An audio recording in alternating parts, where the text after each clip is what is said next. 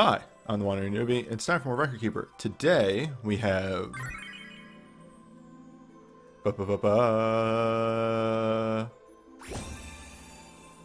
the festival, not yet. It's Crystal Tower. Crystal Tower involving Catastrophe, Seymour, Firemain, and the Seeker from an event that we either didn't get or we haven't gotten yet.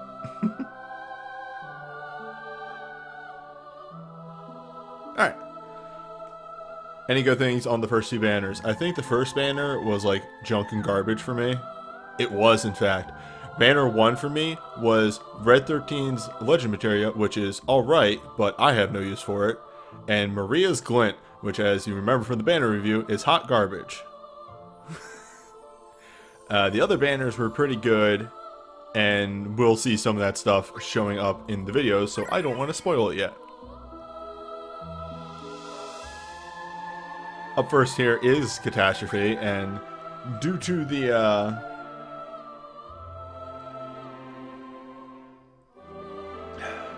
let's get coffee. Due to the rolls that we're doing here, this might be the hardest fight of the night.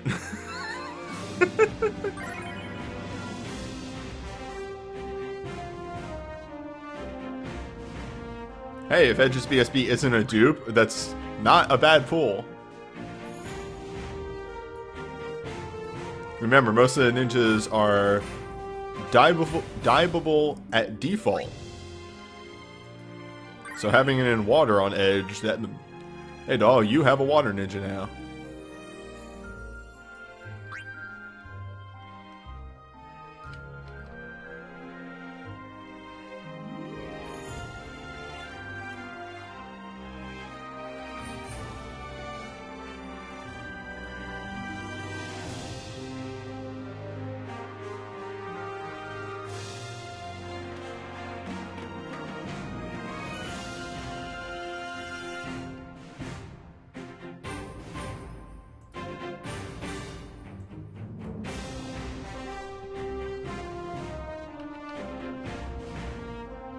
CT10-2. No, I forgot to load into the actual thing to hop through loading menus.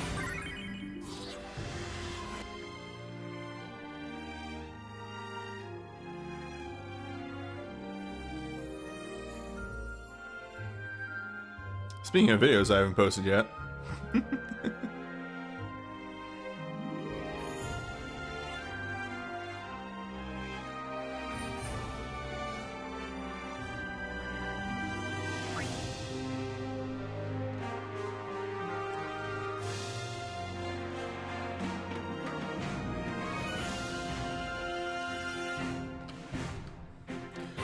My hope to pull on Banner 4 is anything for Warrior of Light.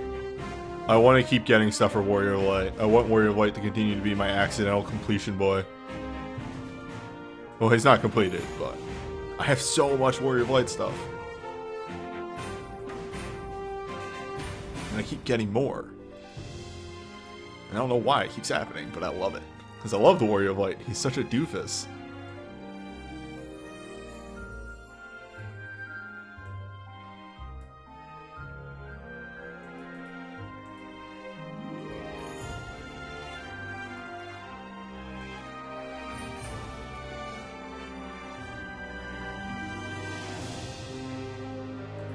To put this in perspective, I have not streamed Record Keeper proper since I did Octopath.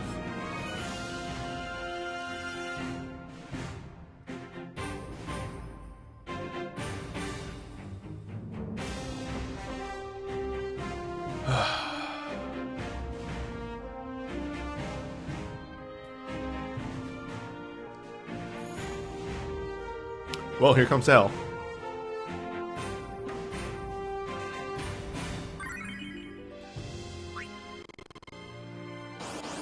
Okay, you alright, Record Keeper? That was cool. Please don't do that again.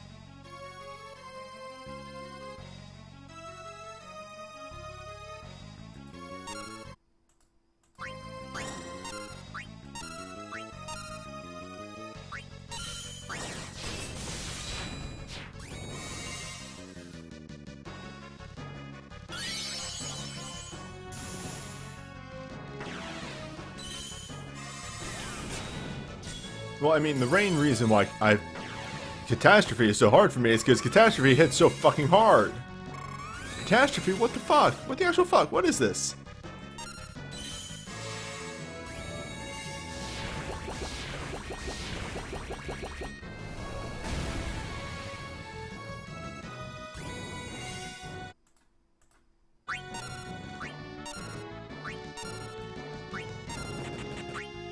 Fuck yeah! Fuck yeah!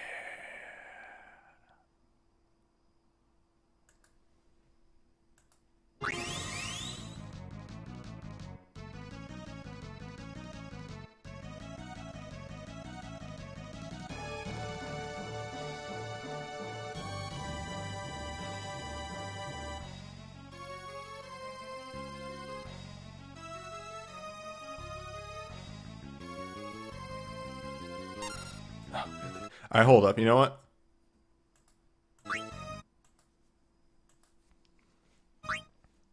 That's my own fault. That's my own fault for going right into this from a story mode stream.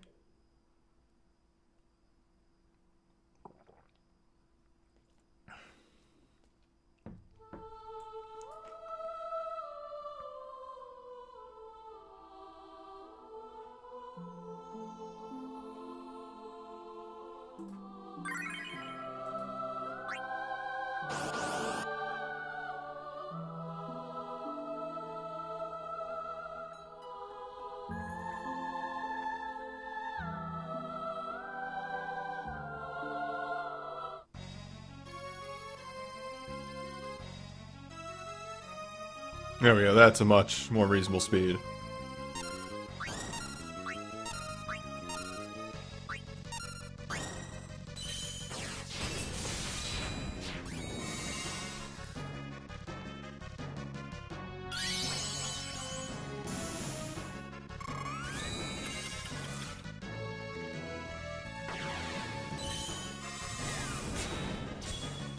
Once I get all the defenses and debuffs up, this becomes way more reasonable of a fight. Until then, we roll the dice.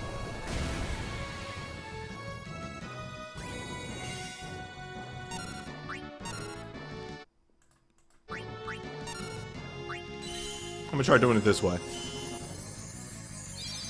Recover earlier. This might be more consistent.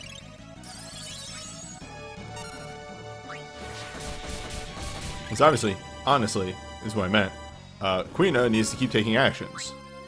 Quina can't not.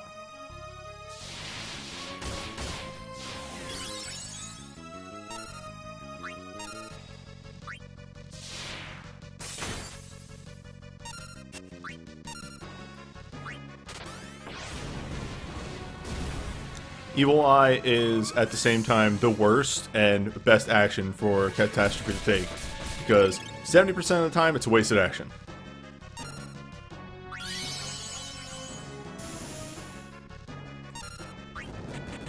Seventy percent of the time.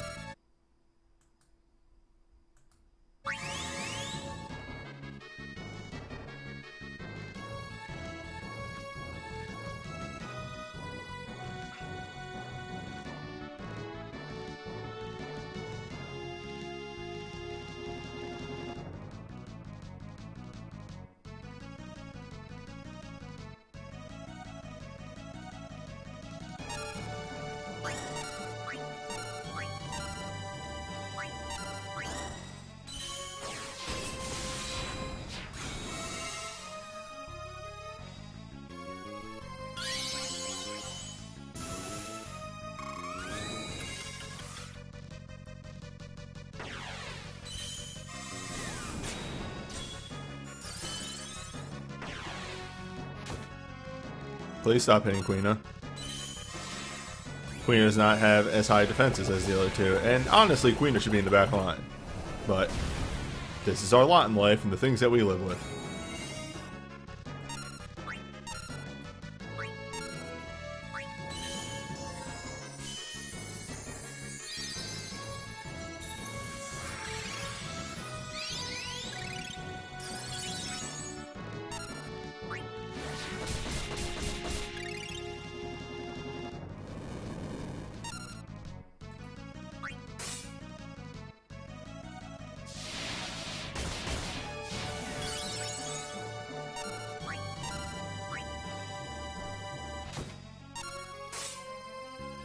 It sure is.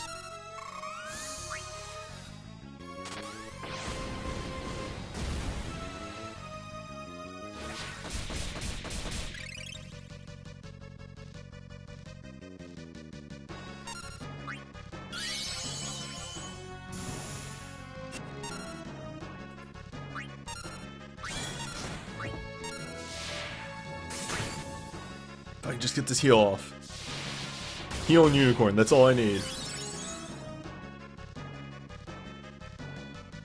Okay.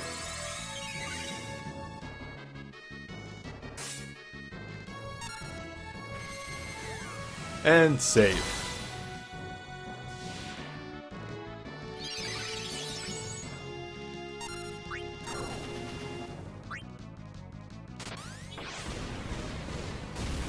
All things considered, Queen can pretty much die at this point.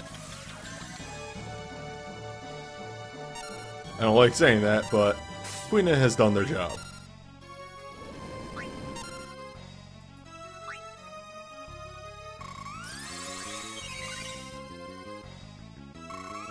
And now we're solid.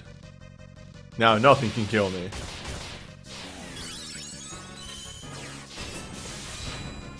Yeah, really, the whole trick of Crystal Towers is start at the top. The Apex fight is the hardest one. Like, that's actually how it's built. If you can take out the Apex fight, then the rest of them should be doable.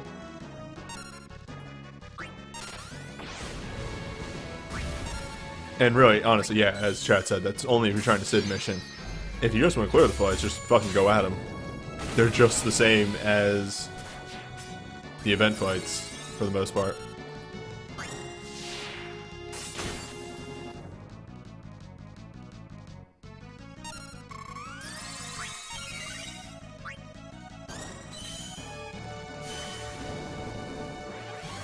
It's Combat King, baby.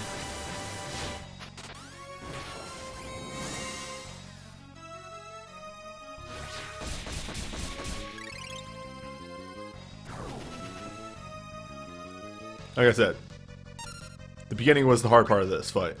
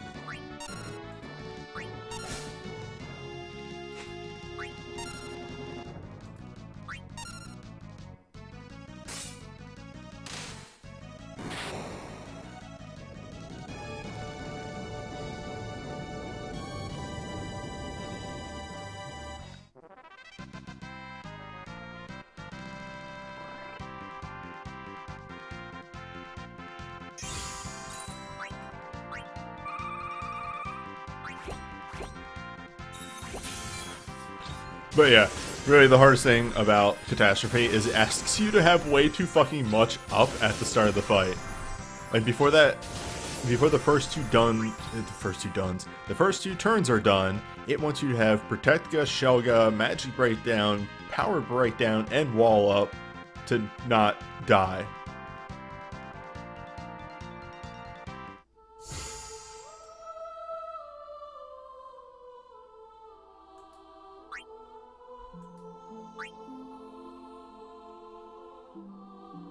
I was previously running 3 DPS on this team, on the Catastrophe team, because it was fine on every other fucking fight.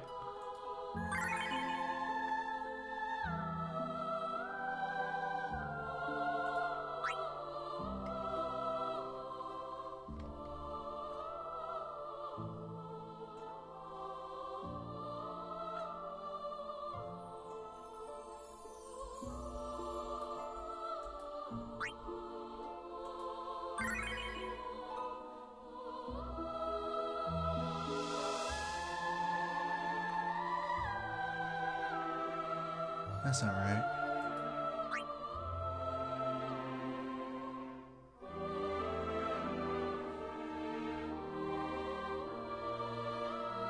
Garuda.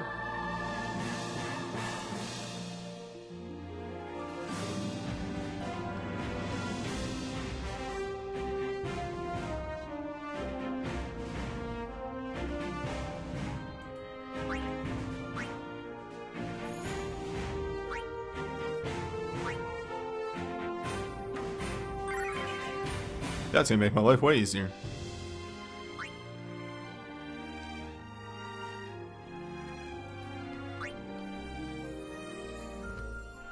Quetzalcoatl's a dick because Earth magic is fake.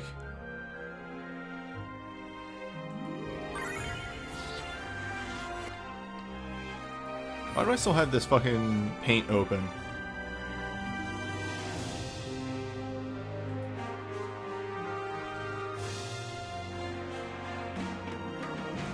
It was a paint that I was using for Hoshigami, by the way. Because you can't see that.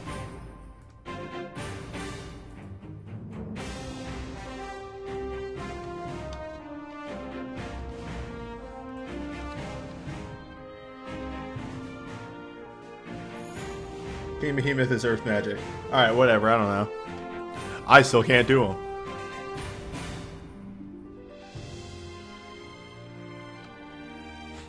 I take Magicite at extremely my own pace.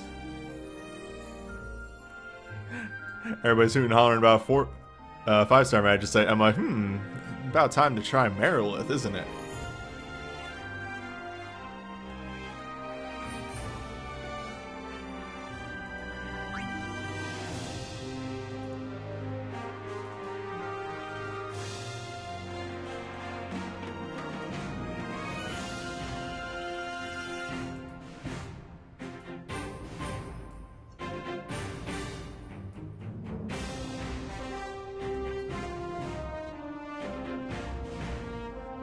Oh, I'm sure I'll beat Merilith, no problem. It's just, you know, I take Magicite at my own pace because I honestly find them to be really annoying and not fun to do. It's bad. No, it's bad. Magicite are bad.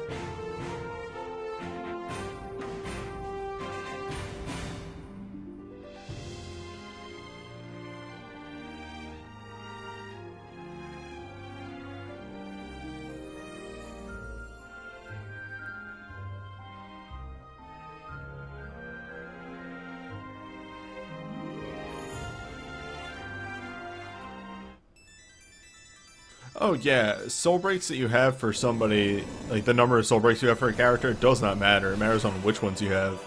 100%.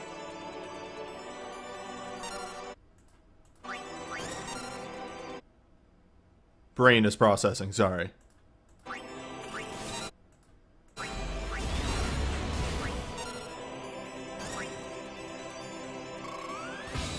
Why did I cast a Saga? Whatever. It's all good.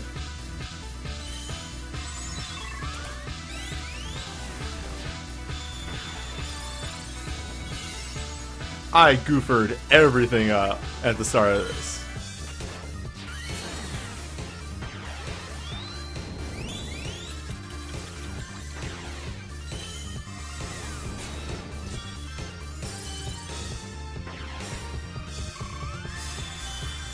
Yeah, consider this quality versus quantity thing, like, as far as a measure of how good a character can be.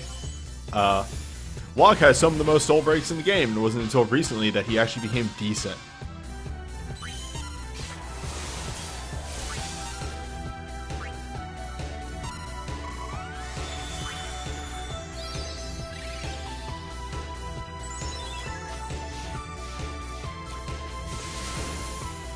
Locke got a USB, and people looked at it and went, that's garbage. Like, Locke for a long time was not a good character. But still had the most, was like some of the most soul breaks in the game.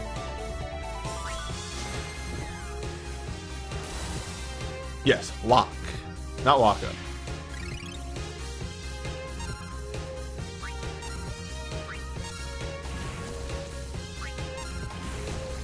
Like, for part of the longest time, Locke's usage on most people's teams was, well, I pulled his chain. Then what does he do? Then?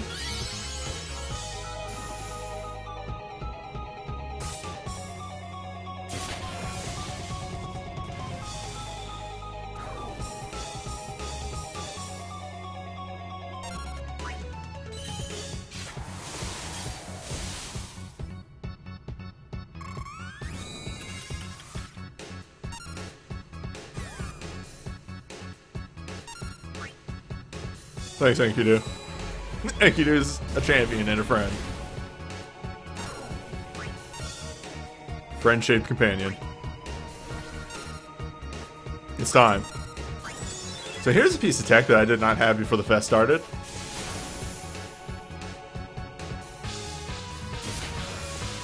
And it's alright.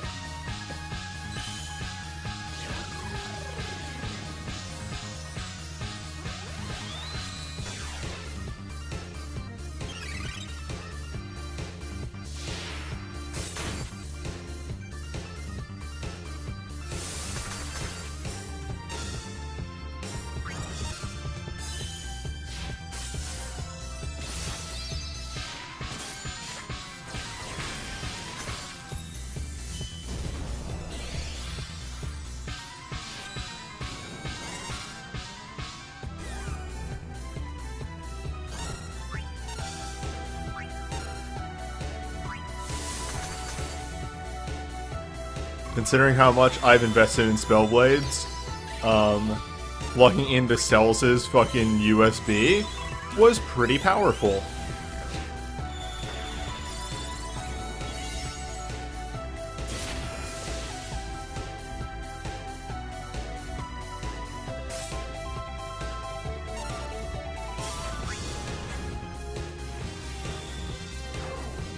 Oh, well, that's nasty.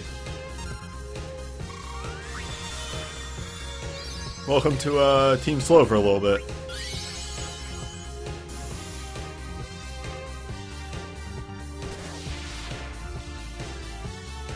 Please rotate.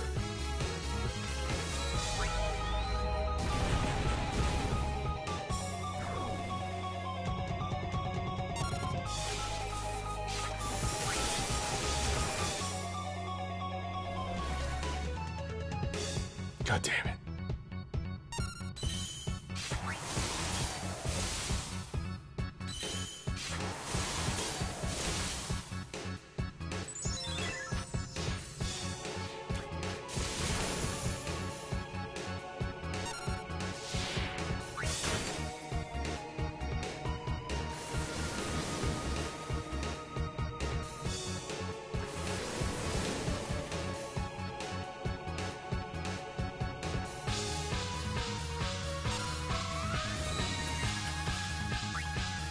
This should end it. If not, this will end it.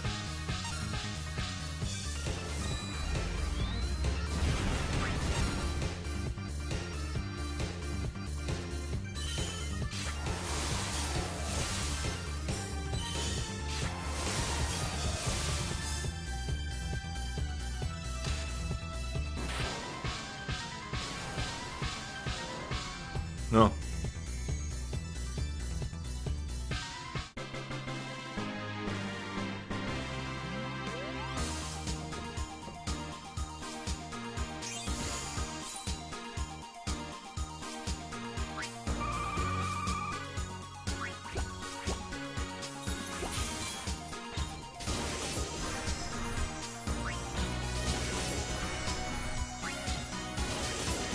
And the counterpoint to what Net is saying, remember Heistaga is a spell.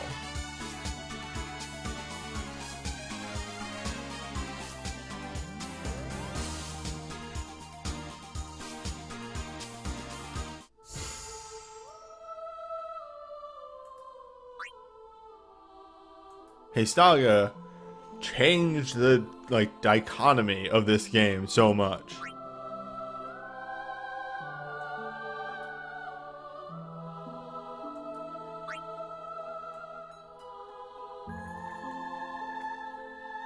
Water damage, you said?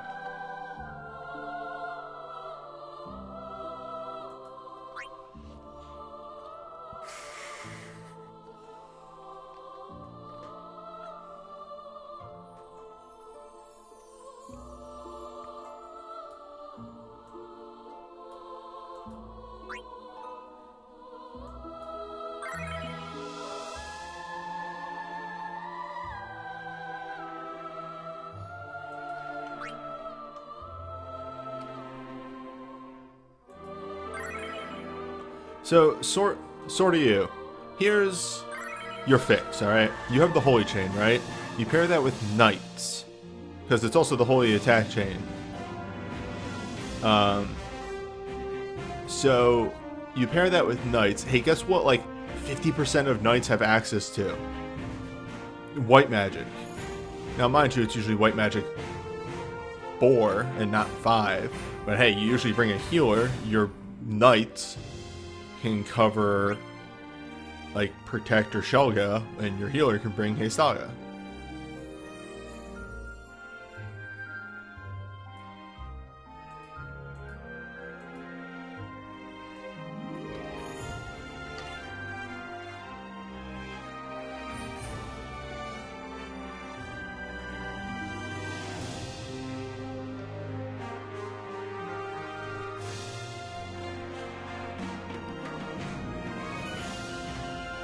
Ah, there you go. Beatrix has white 5. Now, mind you might not have anything for Beatrix, but that exists. She has it.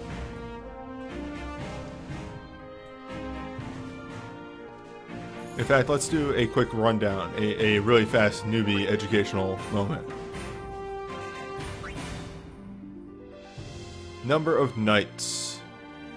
Well, Onion Knight doesn't count, because he doesn't have night moves. Okay, there's Theodore. That's 1. Alright, Beatrix is 2.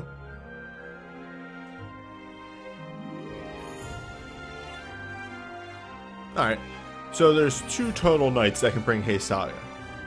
Beatrix and Theodore. On that subject, let's follow that up with... Was Minfilia on the list? Does Minfilia have it?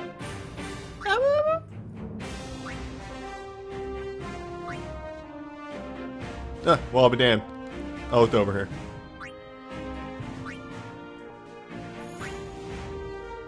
So, there are 3 knights. Now, mind you, Minfilia is not really holy DPS, but she can bring knight moves. Alright, so with 4-star, we have 1, the Warrior of Light. Now I'm just going to count only 4-star people. So, Warrior of Light, Ingus, Cecil,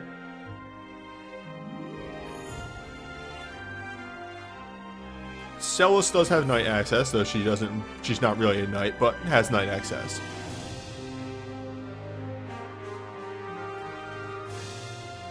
Corellia. Does Gabranth have knight access? I don't think so. I think he's a dark boy. I think he doesn't have 5-star knight. Somebody can correct me on that one. It's really hard to remember fucking everyone. Harshaphon would be 6. Agrius is 7. Marsh is 8.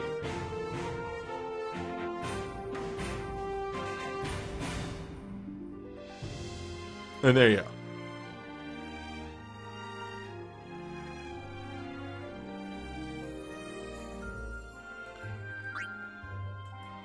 So yeah, really, there is...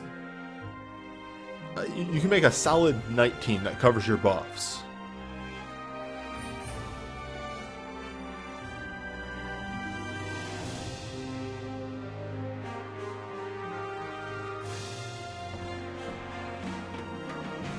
Alright, Gabranth is Knight 4. Okay, thank you. Anywho. Do I have my pic? Did I do my pictures? I did do the pictures. Okay.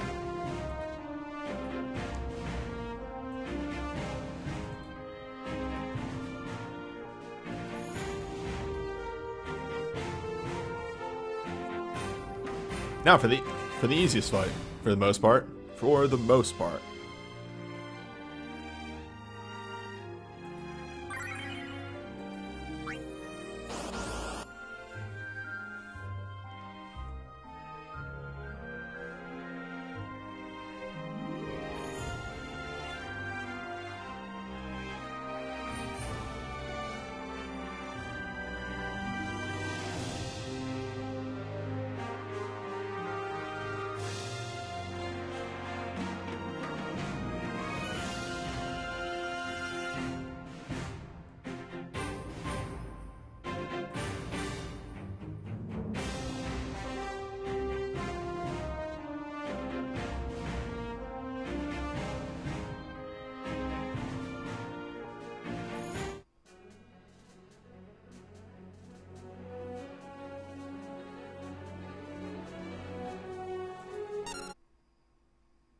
Brain fart.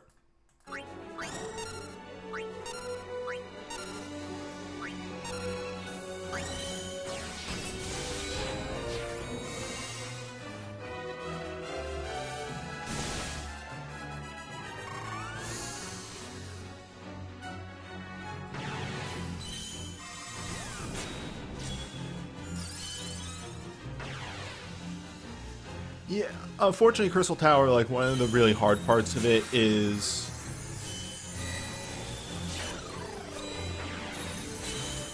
knowing people's toolkits. Like, I was looking through this and, like, in the prep, that was a mistake. I'm hitting the wrong buttons now. Saying, like, God, who the fuck do I bring in this fifth slot? Like, I have my 2 water DPSs, I have my support, I have my other, I have my healer.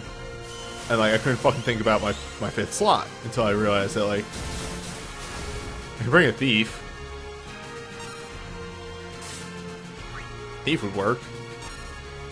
Euphia's thief.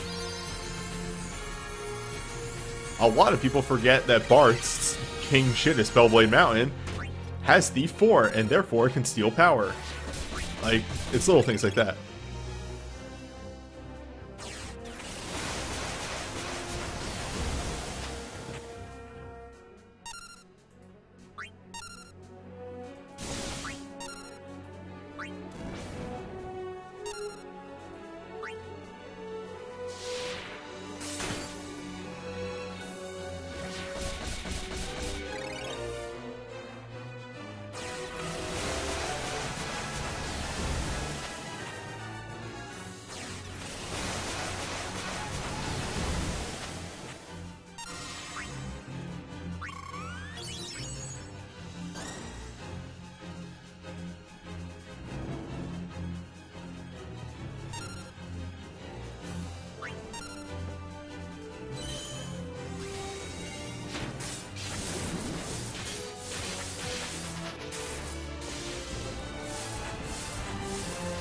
I mean, even aside from, like, how many characters have night access and can use night moves, you'd be surprised how many characters have White Magic 3.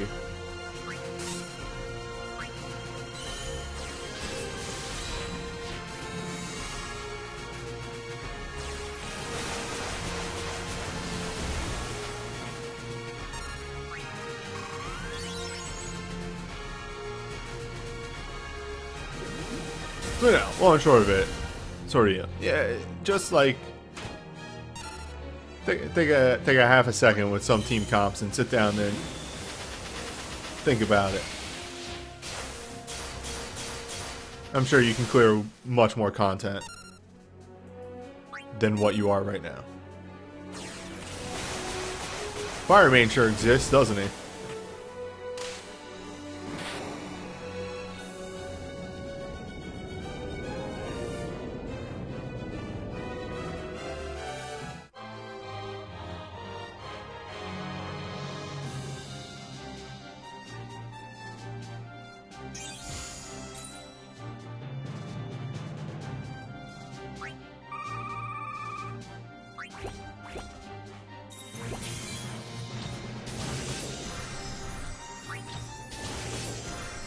No problem. That's what I literally,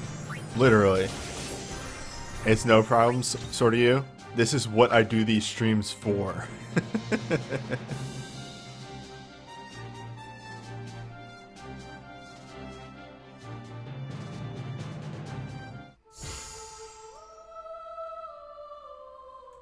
Like, I do these streams to show people, like, hey, y'all, X thing is really good. Maybe you should try it out sometime. Hey, y'all, I've done almost everything in this game and have used Cloud's USB. I can count on a hand. Like, the point of my streams are trying to get people to think outside the box. That's the big thing.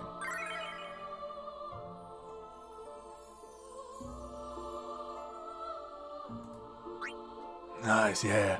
Yeah, people tell you otherwise. Don't record sphere Erasmo. Extremely record sphere Erasmo. No, don't listen to Net. Go ahead, live your dream.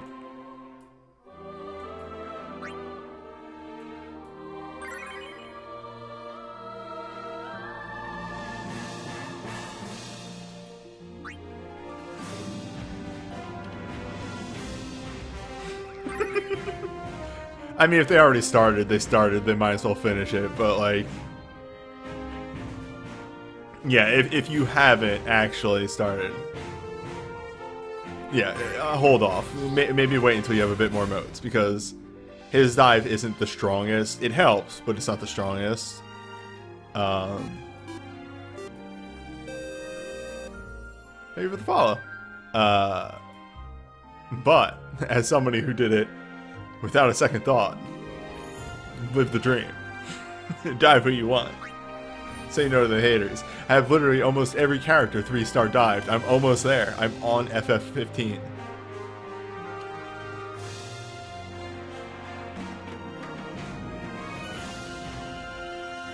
There are people who have already 3-starred everyone. I saw it on Reddit the other day. I'm doing it without farming modes.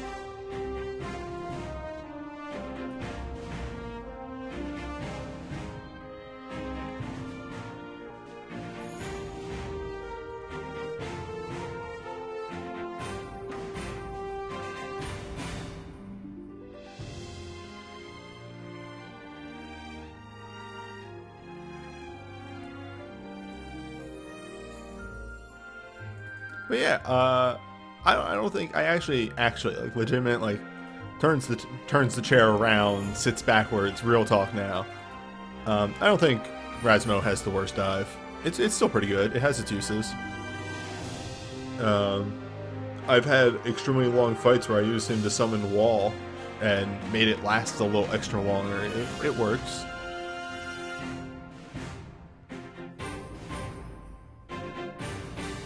No, the worst dive is Jet, because it's not real anymore.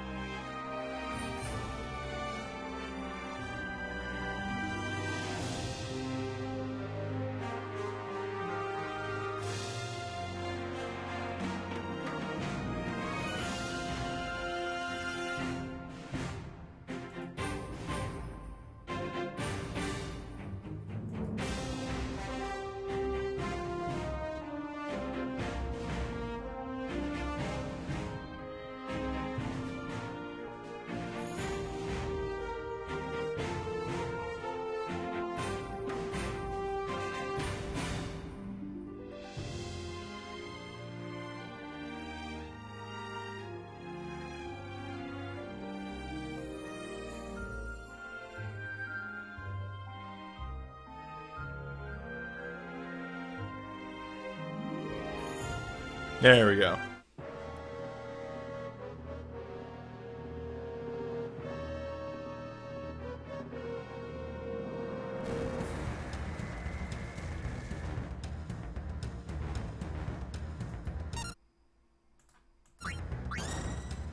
Why am I doing that? Well, sometimes we forget our strategies for fights, and we do other things because reasons.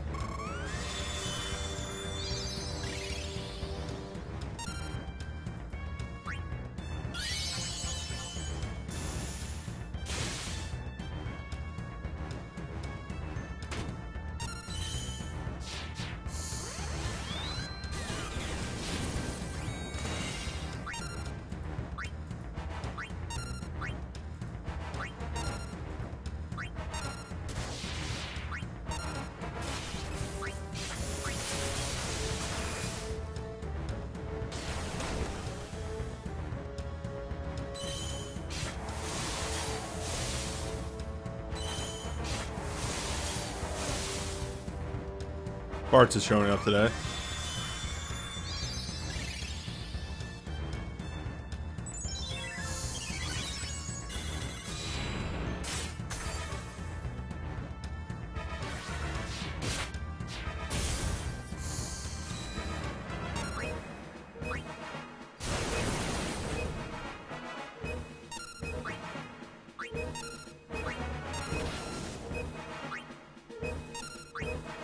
When I was running this fight and testing, I got hit by so many fucking status effects before I could get Unicorn off. I was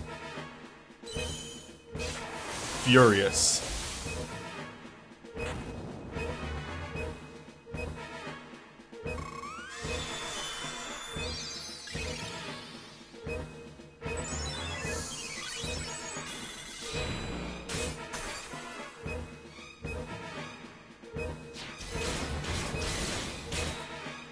Speaking of which.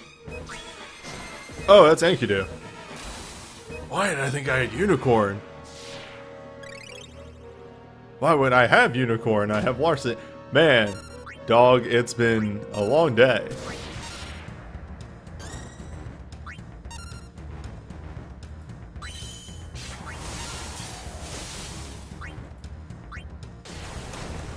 Today has existed.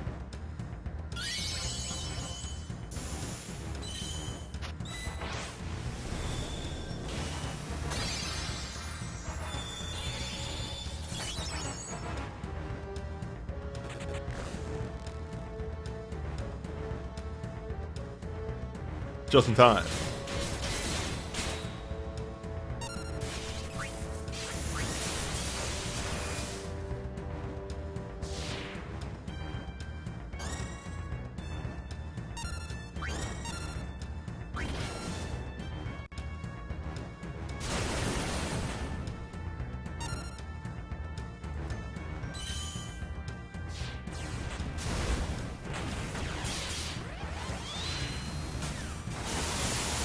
Apparently the sound effects from Feeble and Jitterbug are menu sound effects from FF11. And now you, on the video, know that as well.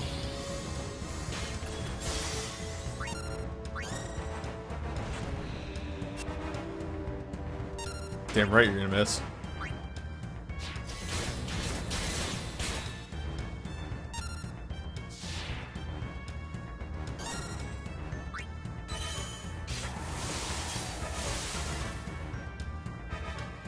One down. One to go. But don't count him out.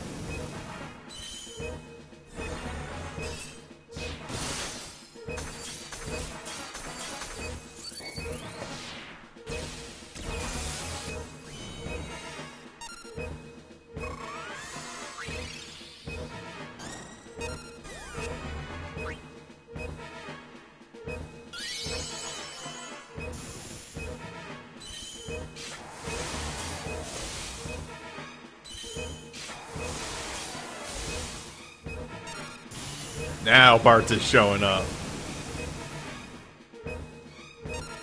Welcome to the party, Bartz.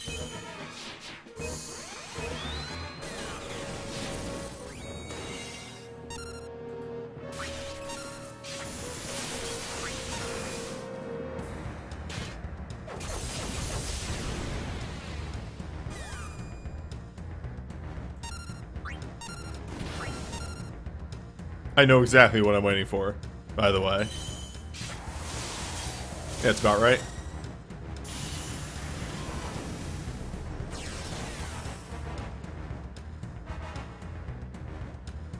Now, he should go again before I get my cast off. If not, I'm going to be outrageously sad.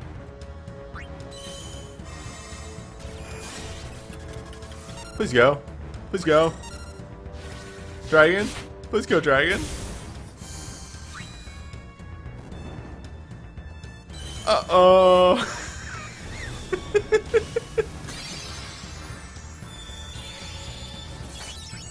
Well.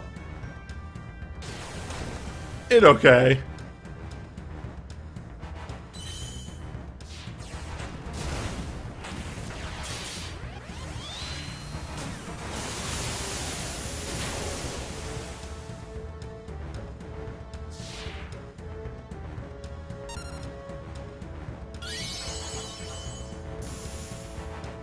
We hold that thought.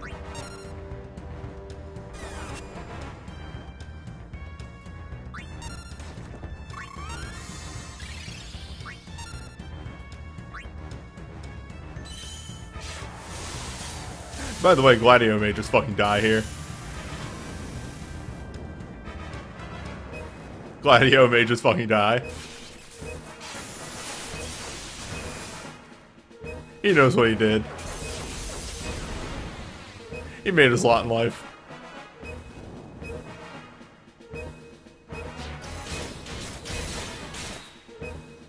Rip and pizza Gladio. Wait, yes, last stand. Nope. Oh, jeez.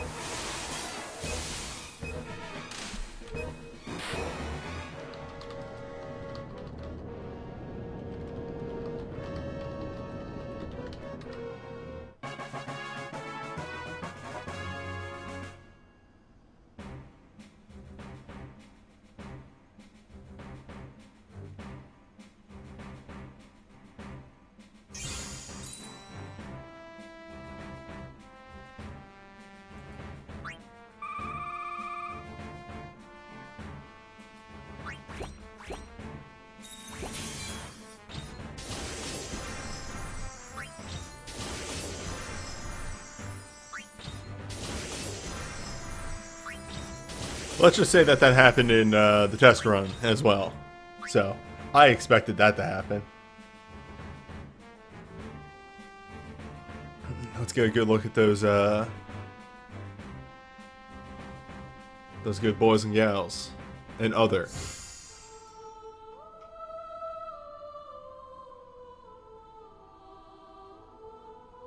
There they are.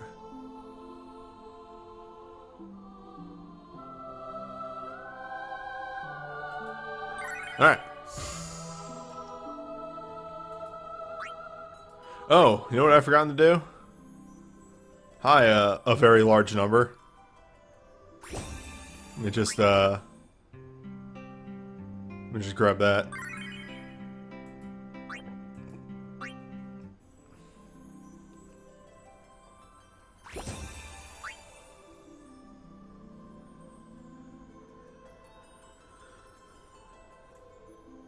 It was alright.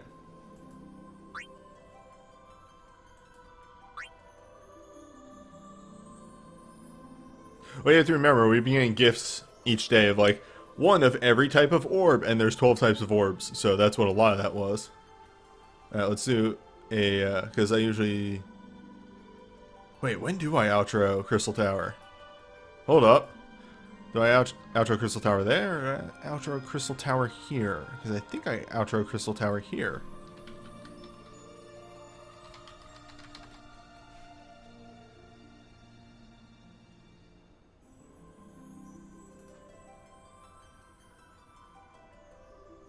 Gotta keep these videos consistent, but when I do them once a month, it's hard to remember. These are your record keepers. Hello, me from the past. I do. Okay, I outro here. Okay.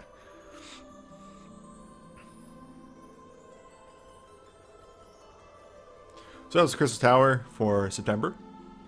Yeah, outside of Catastrophe, they're really not that rough. Yeah, and that's it. I'll see you for the next tower. Alright, now let's prep this for Fest.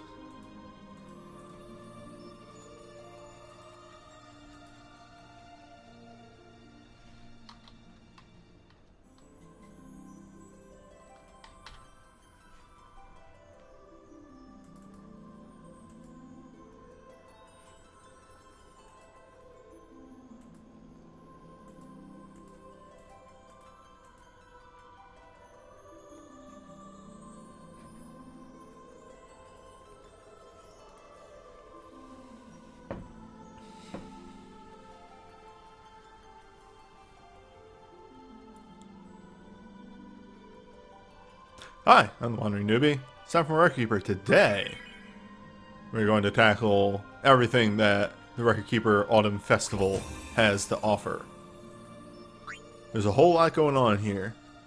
Well, go over them real quick. Cruel's Heretic is our super boss for the event. Autumn Fest is a 3-a-day ticketable cactuar that gives very good results. The Ferris Tower is a actual story mode based event, but the final fight in it is pretty hard. It's not as newbie friendly as story mode actually is. Autumn Skies is a goofy little event that gives an OSB, for Cloud at the end, and then you have your gift dungeons and your power-up dungeons like normal. Alright, cool. I'm gonna jump in here because I haven't done this yet.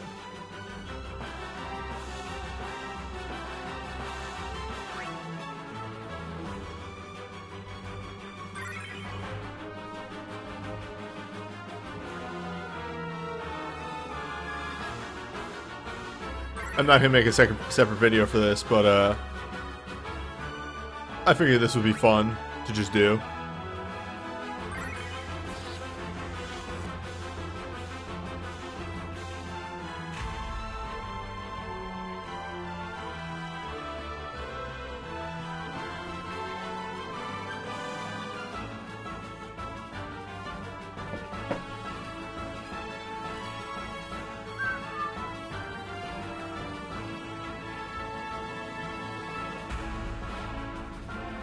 There are not any other debuffs with the same ID.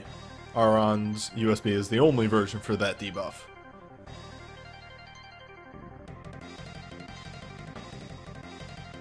Wait, actually, can I make this proper? Let me check the official site real fast. So if I can make this proper, I'm making it proper. Profitable.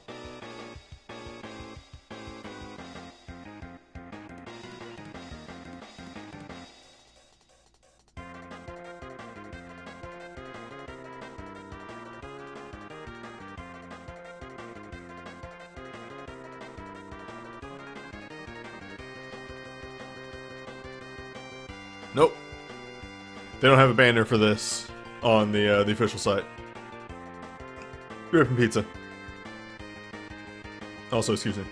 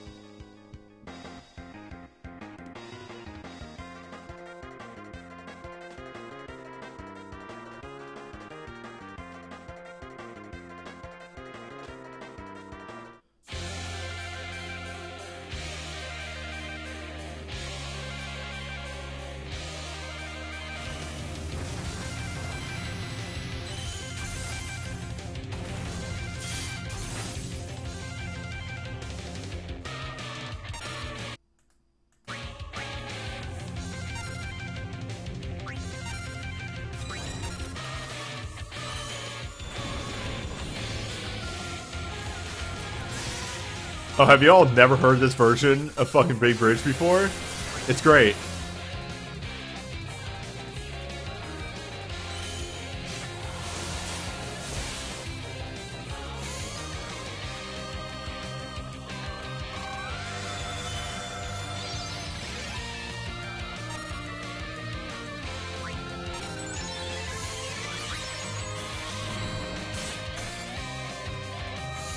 Well, he's powering up.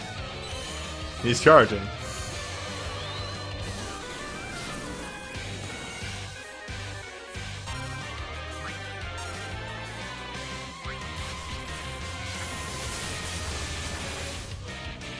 Greg's getting angry.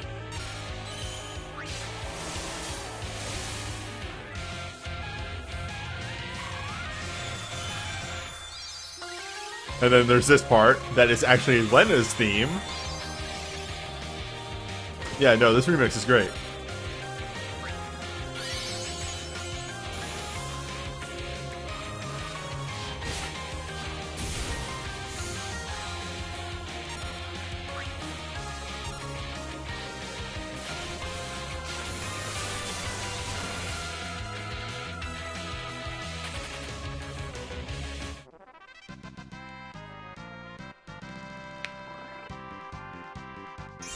I mean, like, from what I've heard, the fact that they fucking made a new remix of Aeon Battle for 5-star Magicites is great.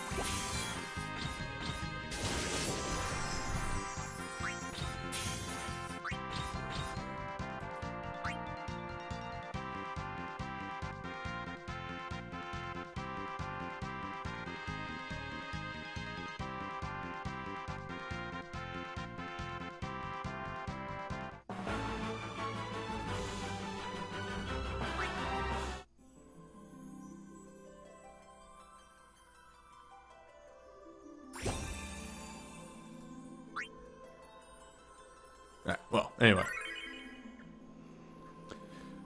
With that short detour. Oh.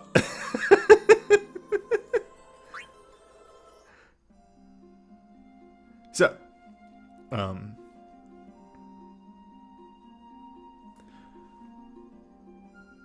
probably have a cut in here. Yeah, alright.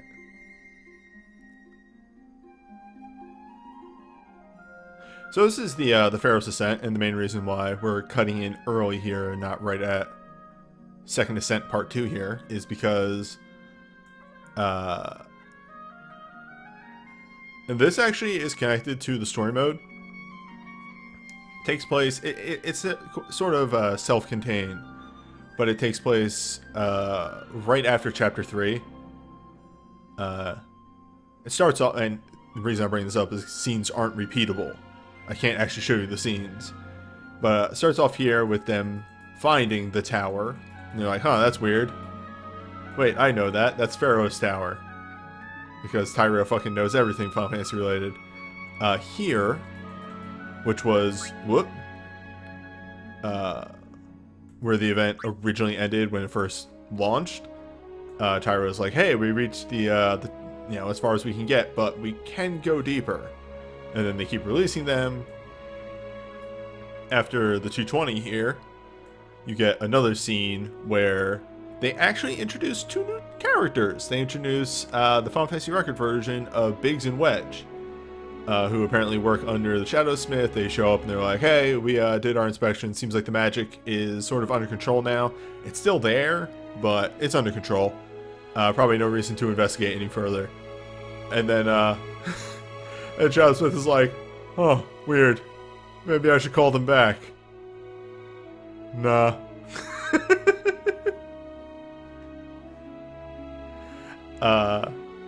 Also, just like a defending of the two, of Tyro and Alara, 2 Biggs and Wedge, who were like, "Eh, we should take this under our jurisdiction. Let's keep the archives out of this." So, just a bit more of that animosity between the whatever fucking department Shadowsmith works under and the archives.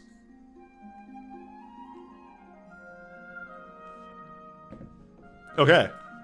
Let's get started on the really fucking stupid easy fights. That's right, baby. This is technically a proper event.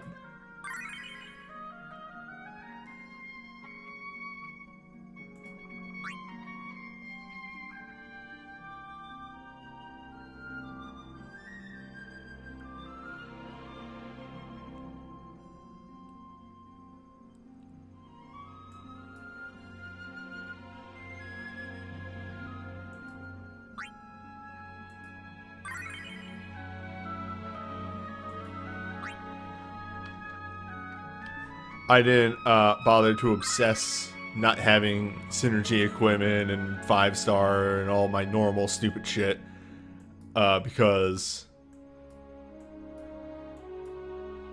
I mean, everything gets synergy. Hey, there's a move. There's a move that exists. Is this thing immune to Earth? Well, fuck.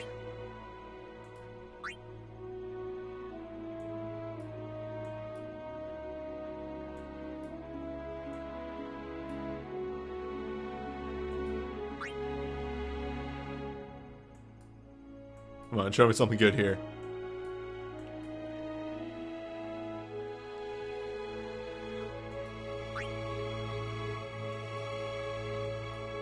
Just give me another arcane. I saw somebody with fucking Faithful Companion as their roaming warrior earlier today, and I was like, how? How? You just haven't changed it in months, haven't you? You've left. You've left Record Keeper and didn't change your roaming warrior.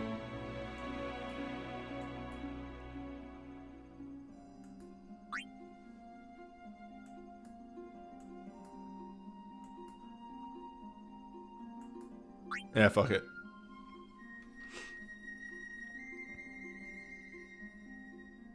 That'll make do.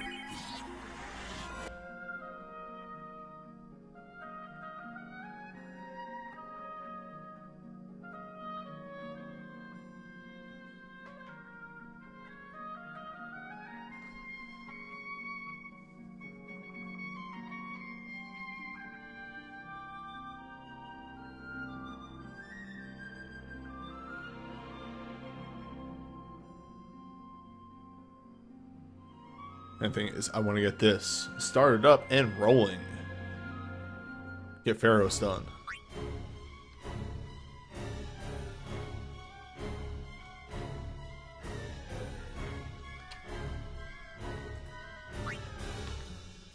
Alright. Crop.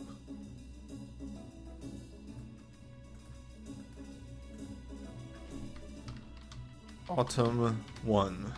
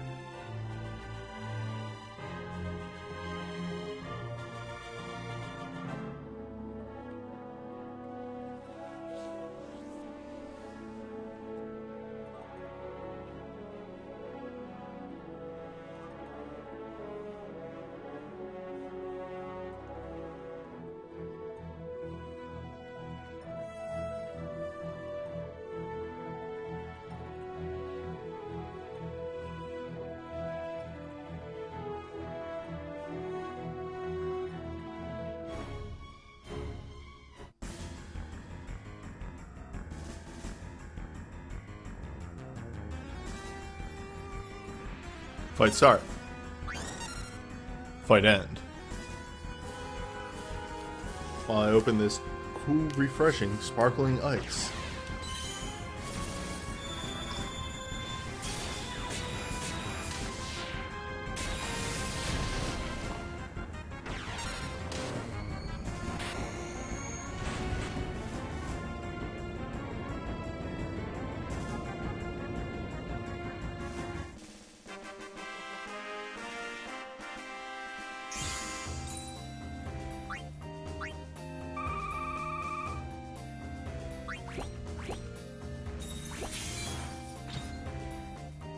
Now, of course, all these battles are already cleared because I had to go through here in order to test the fucking judges, because the judges are a 350 fight, and you bet your fucking ass I wasn't going to wing a 350.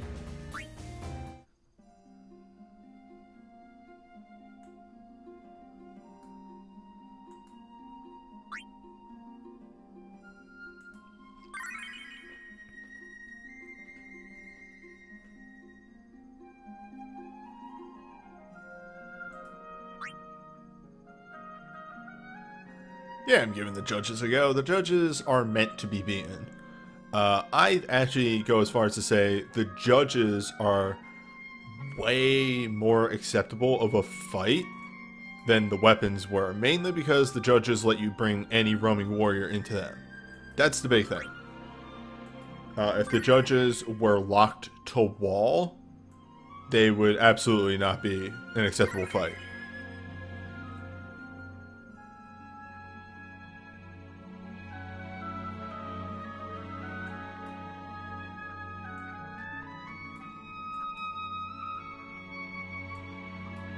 They have all piercing moves.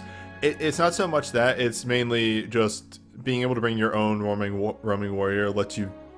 It gives you way more versatility. The main problem with the weapons were you had locked roaming warrior and it was just basic wall. So you had to bring your own haste, you had to bring your own shell, you had to bring your own protect. And there was really nothing you could do about it the rest of it. Like, that was it. You were kind of locked to those things. Which is bullshit.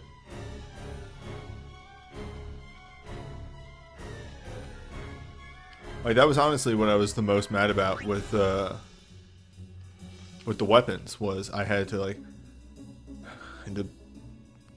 bring my own haste dog. I had to bring my own Shelga and all that, and like they all fucking dispelled. I originally thought the judges were way too much, but then actually like attempting them and executing on them, they were way better than the weapons. The weapons are trash fights. The weapons are really fucking bad.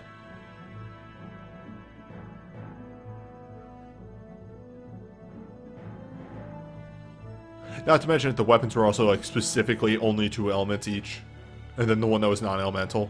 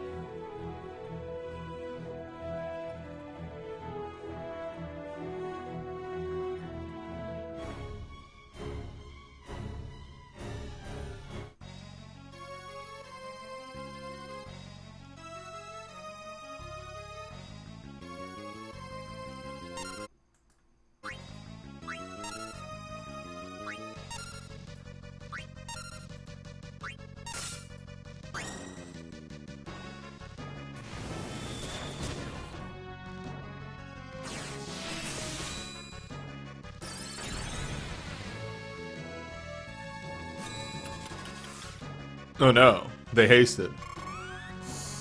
Now they're very fast.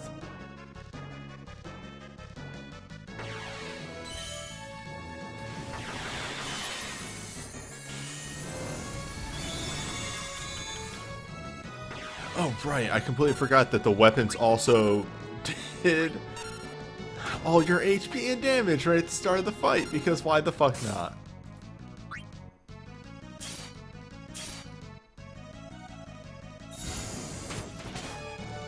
God, the weapons were such bad fights.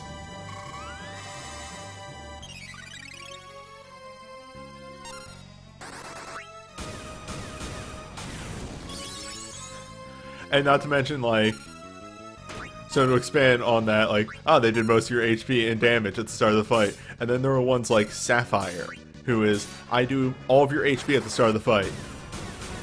Then again later.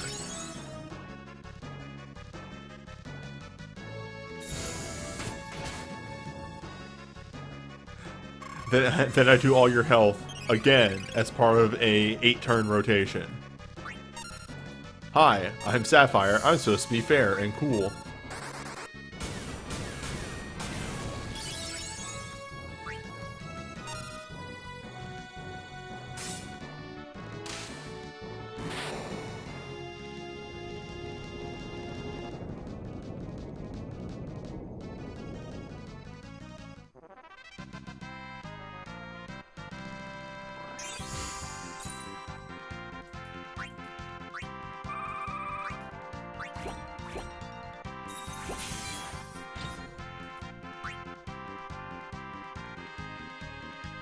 No, I found Sapphire to be the hardest because I didn't have a Wrathable healer.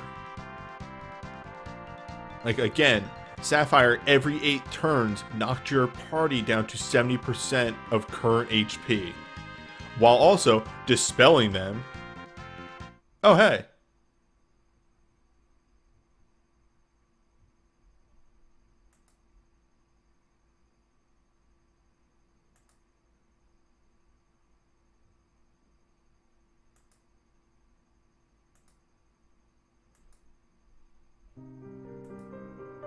I wasn't expecting to capture these on camera. Well, I guess I'm not cutting out of that previous one. So my weapon rant will be on video. Oh no! So yeah, then the only thing that you're missing here is the prequel part, which is, hey, what the fuck is up with that tower? I know that tower. That's Vaughn's tower.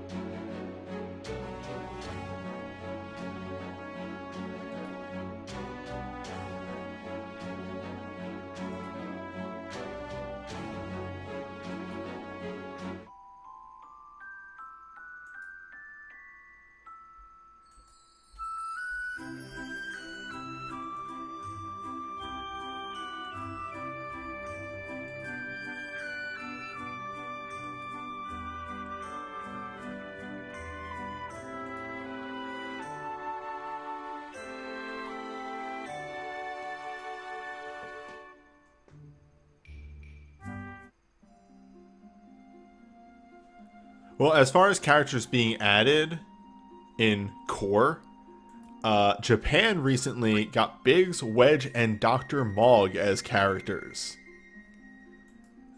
Biggs is combat heavy. Wedge is a combo thief mage wind element. And Dr. Mog is master of magic. He can do both black and white magic, and his USB even has chasers on black and white. On top of all that,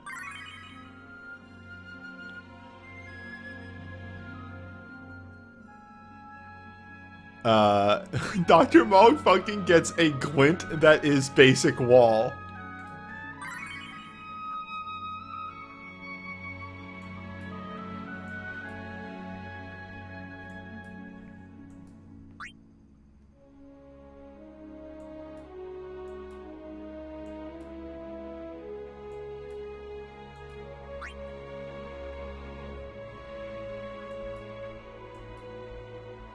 But yeah, as V-Prisoner said, there's not enough core, like actual core usable characters, that on the release of Dr. Mog and Biggs and Wedge, they made it was like the story mode banner, and it was just a banner involving all the story mode characters. And it was actually like a full usable banner with USBs and everything. it's rad. It's rad that story mode is finally a thing and is evolving, and I love it. I like that this event, like, I was originally mad because it looked like the judges were too much, but like, it's still kind of shitty that's part of story mode is locked behind a too hard event for newcomers. When really the whole like appeal of story mode is anybody can do it. Day one people can do story mode. Well, they can do story mode after they clear a couple dungeons, but you know what I mean.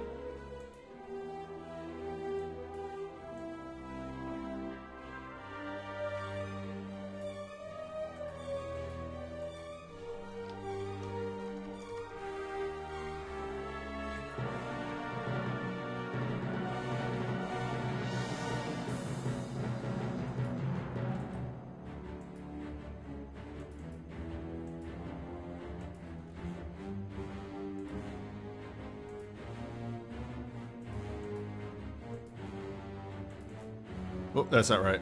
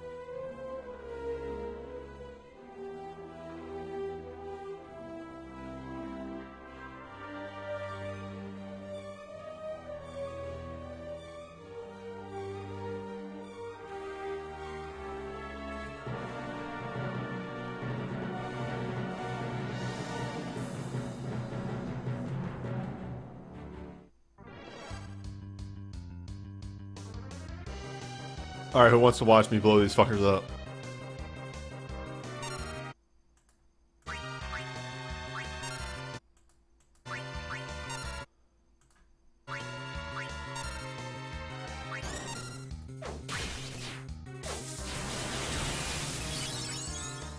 For some reason, this fight has no health.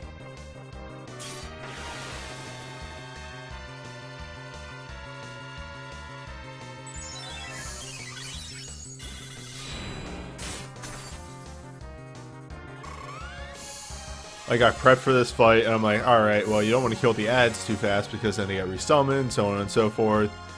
And, like, oh. Right, multi-target adjusted health. I forgot. That's a thing that still occurs.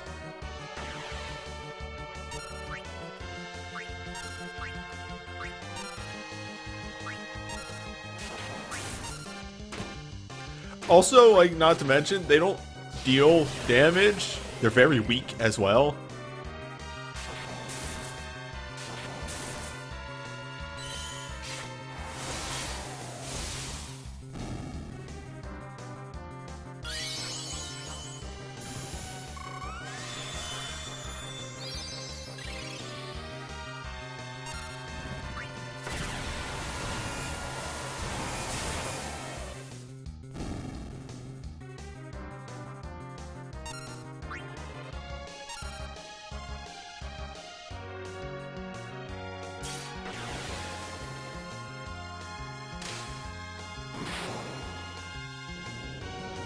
See, the real challenge, like, go into this fight. Here's my challenge to you. Kill everything at the same time. Pull that one off.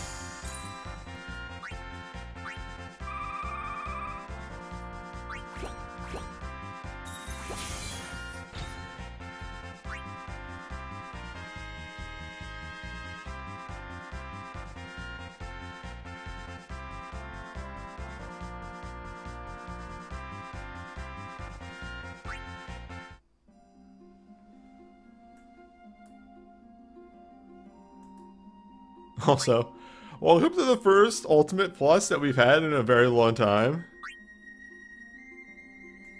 It's not real. This isn't a real fight. You'll see what I mean in a moment.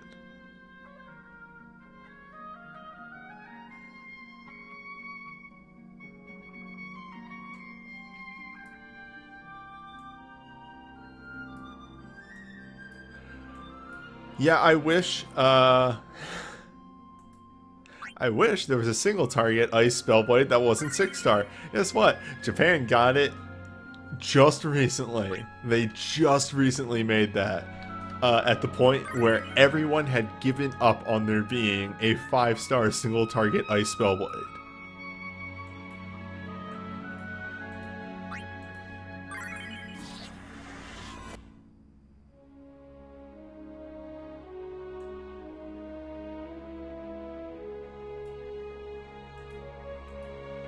Which, like, the follow-up to that is, who is this for? Why did you make this? It's not a scenario like, say...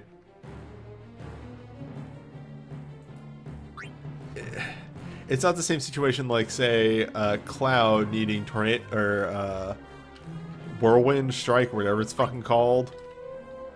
Tempest Strike? I don't know. Because he doesn't have 6-star access. Like, who is that ice spellblade for? I mean, the real thing is to let you run Squall and say,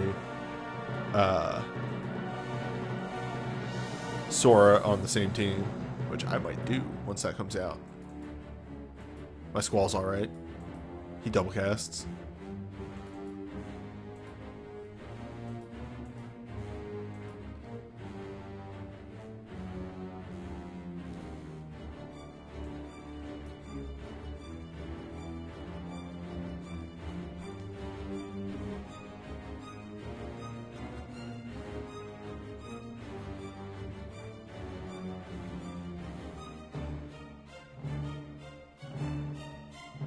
Yeah, you need Spellblade motes to use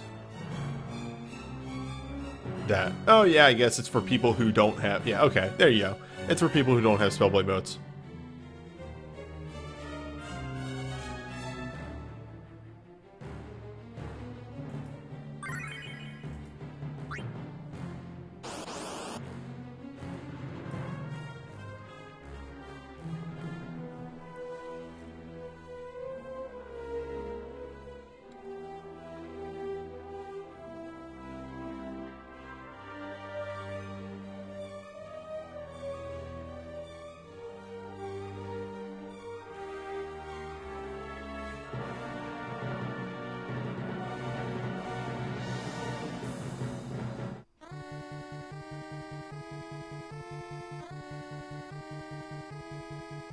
So, in a extremely watch this shit voice.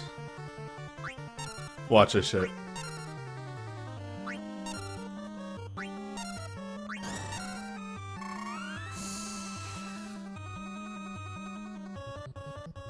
You may be saying, newbie, how can this fight be underwhelming? What if they gave them too little health?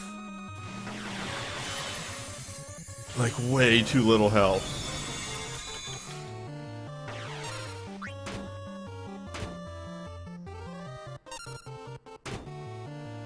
Like, way too little health. Like, way too little health.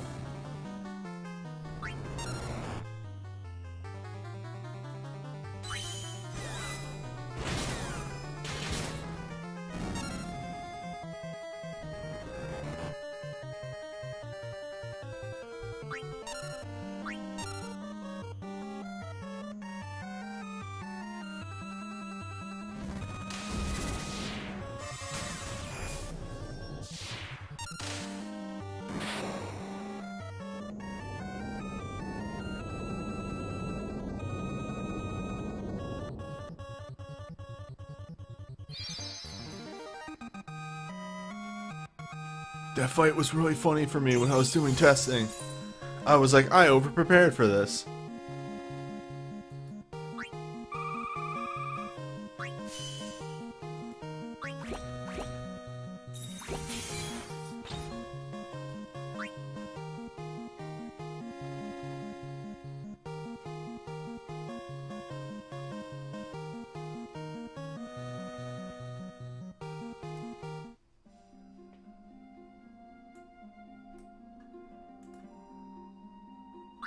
Okay, time for a fight that's a little realer, though. It has very good music. I love the LeBlanc team. Oh yeah, I'm gonna AoE this too. It's just harder. This is a much harder fight.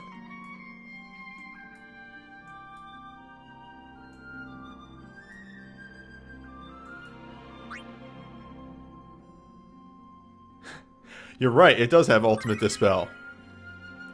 If you let the fight go that long. I load the wrong team. I load the right team. I load the wrong team.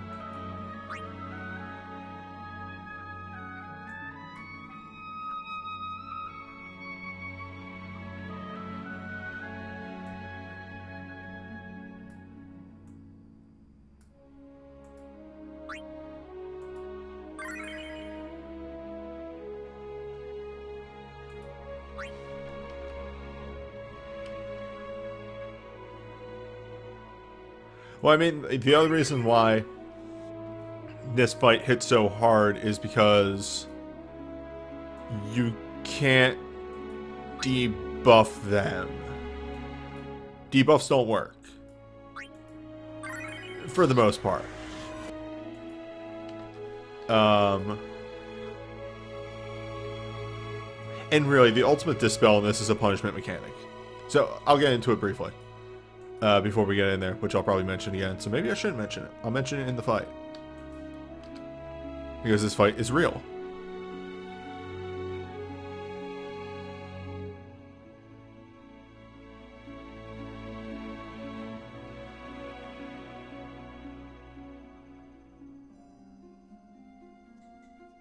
Any moment now, game.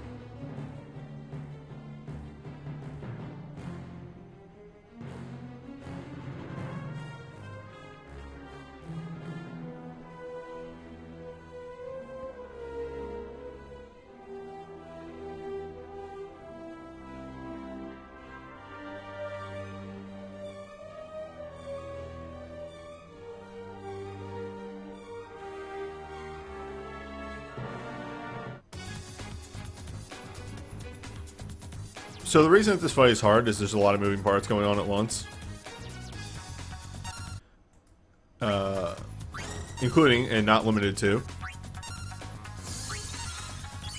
each of them is immune to their relevant stat. Debuffs, that is. LeBlanc can't be magic broken. I want to say Lobos. I know that's not right, but I'll go with that. In the upper left here, Gunboy can't be attack broken, and Ormi cannot be defense or resistance broken. So The DPS, you cannot lower their stats, and the tank, you can't lower his stats. The relevant stats, that is. On top of everything else, they start the fight with a Mighty Guard. And it's AoE, so Logos. I was close. So fuck dispelling them anyway, just power through it. Logos attacks twice when he gets weak.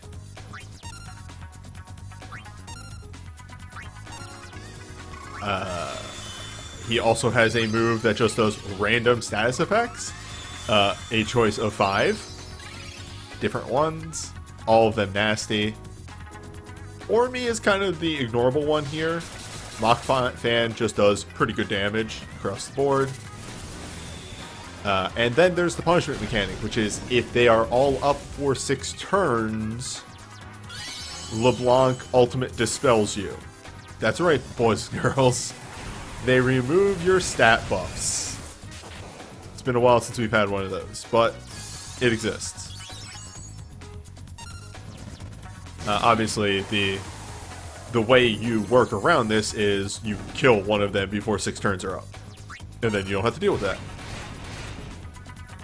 Also, a taunt does help here. There's Russian Roulette. What did we get? Maybe something that was actually blocking. Interesting.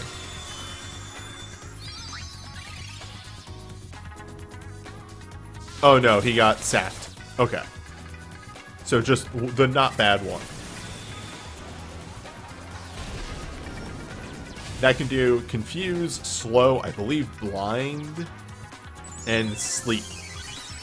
So, most of those are very bad. And I believe they have 100% chance to hit, so you need some sort of resistance to them to block it. Yeah, this is a fight that can get out of control very quickly, and also, like, their damage is nothing to shake a stick at. They do pretty good damage as well.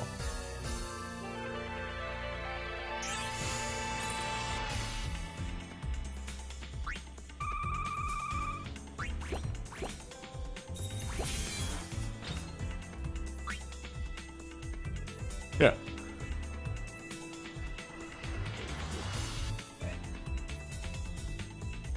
Yeah, this is very much kill them before they are a problem. Really, if you're going single target,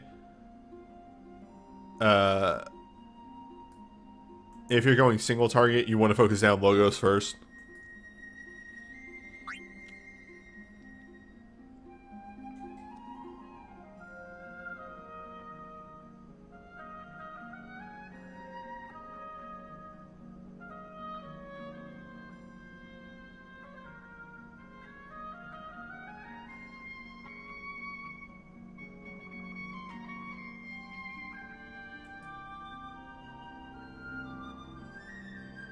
Oh my god, brain fart. Brain fart!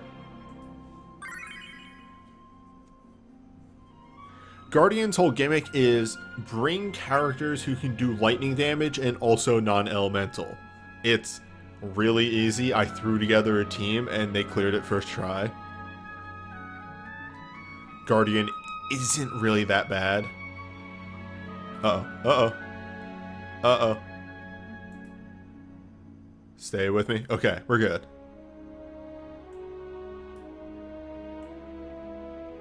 Oh god. Nox? Nox, we having a time here? Okay, we have centered ourselves.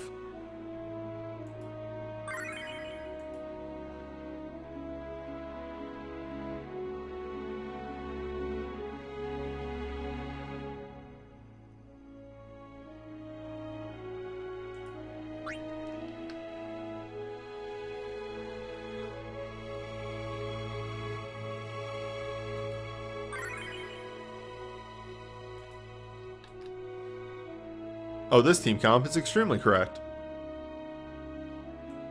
You'll see.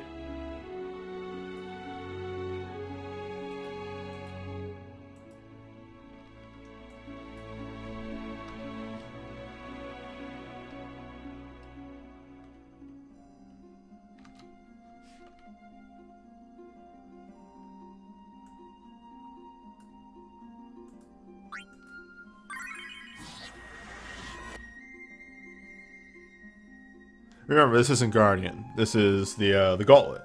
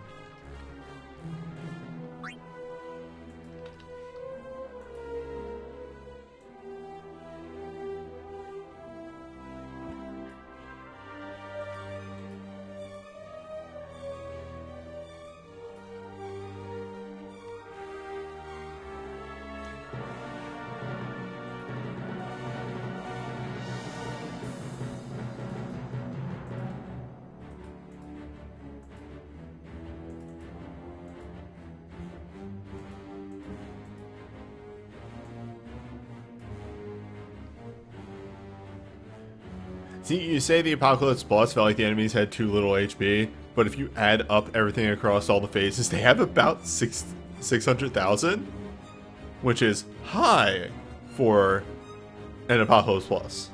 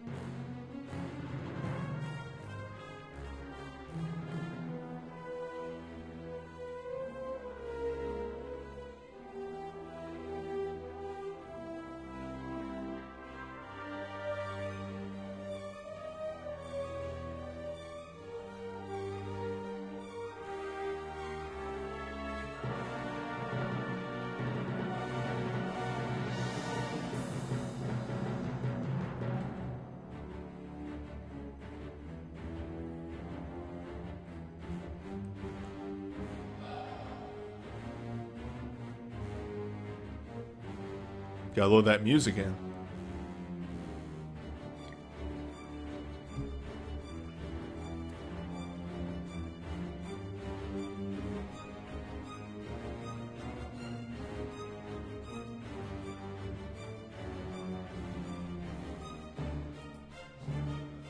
Gotta really load that music in.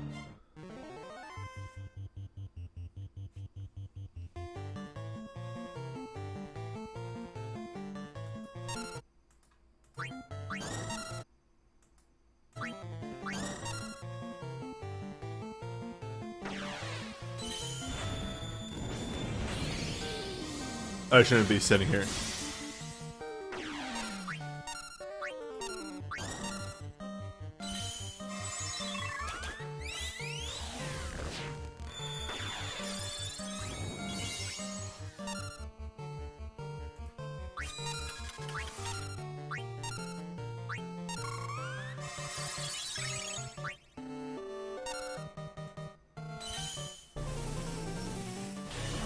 The Void.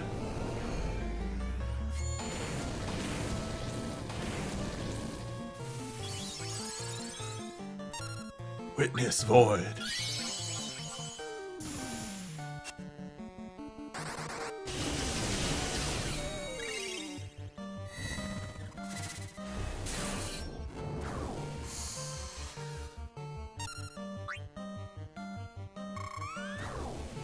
No. No fast. Only slow.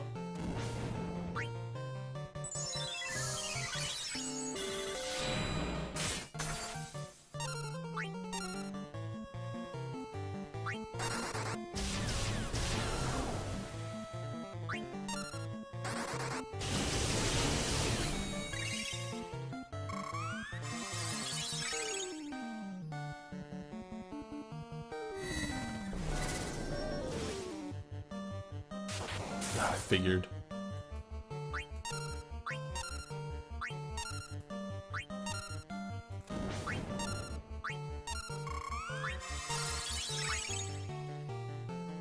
This is why I have a single target.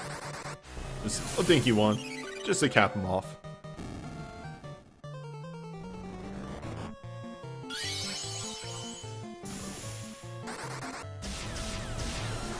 So yeah, gimmick here is, for some reason, every one of the fiends is weak to darkness. When you consider the fact that they are the dark fiends, it's a little weird.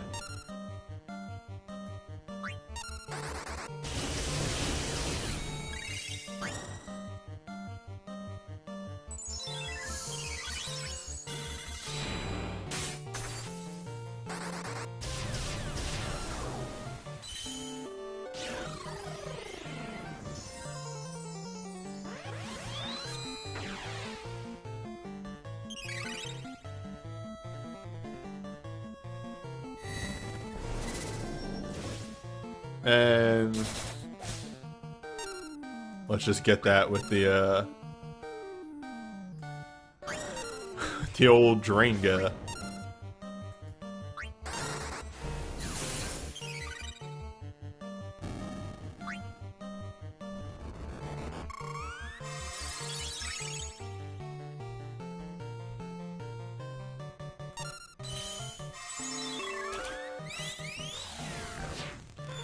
Unfortunately, there's no way to search like what Soul Breaks buff what in Record Keeper.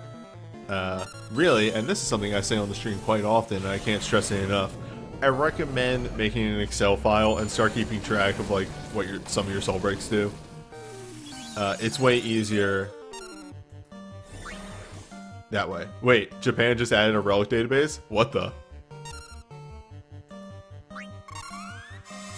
New tech.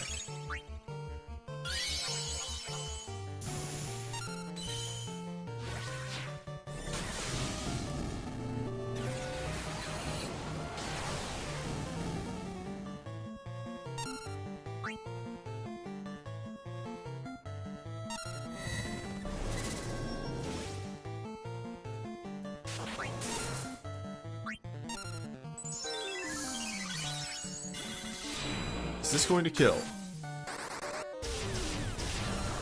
No.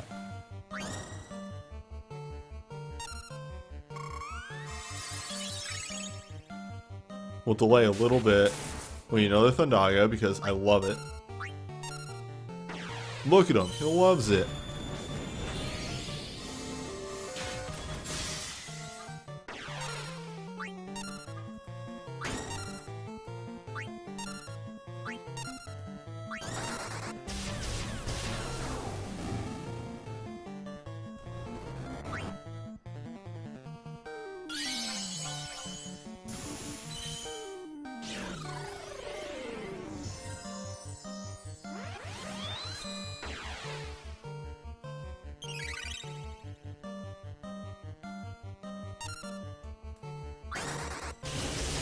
Or release the Void again. You know, we gotta get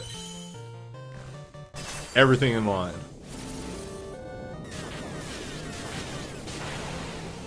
That Soul Break, which hits surprisingly hard.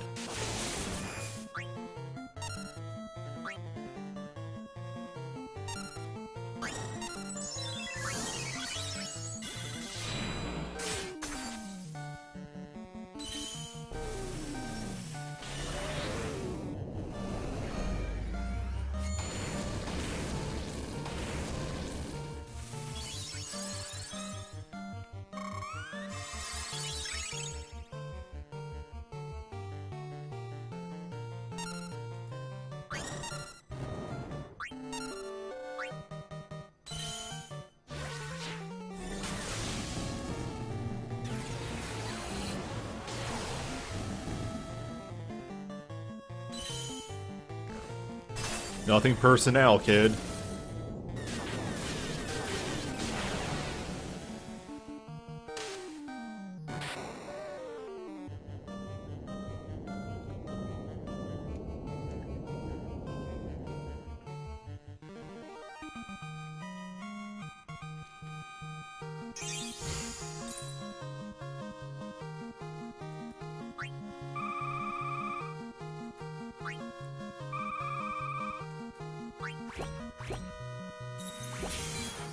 Bit of story coming up here.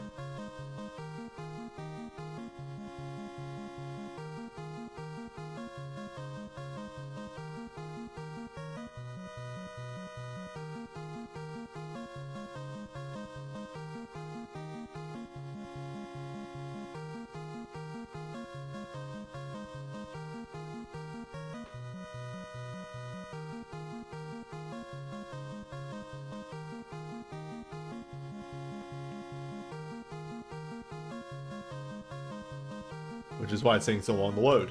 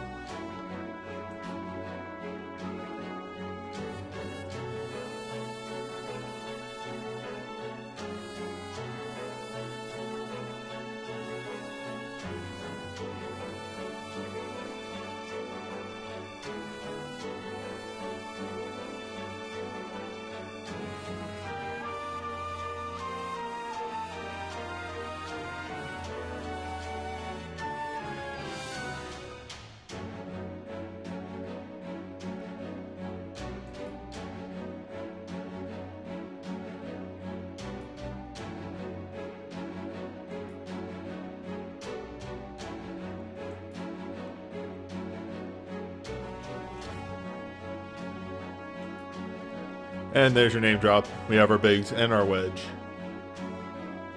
for the record keeping.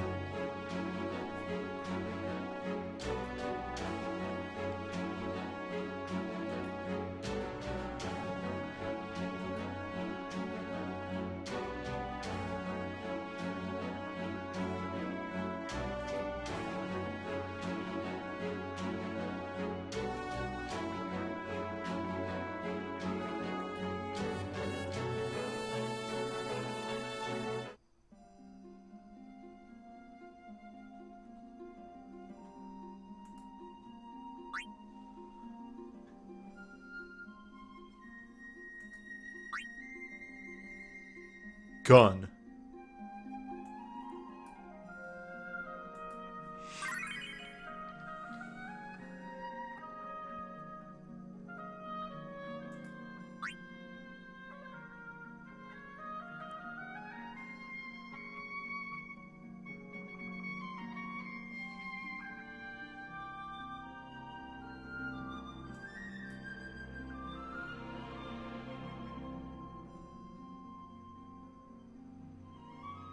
Nope. There we go. Oh, excuse me. One moment. Gross.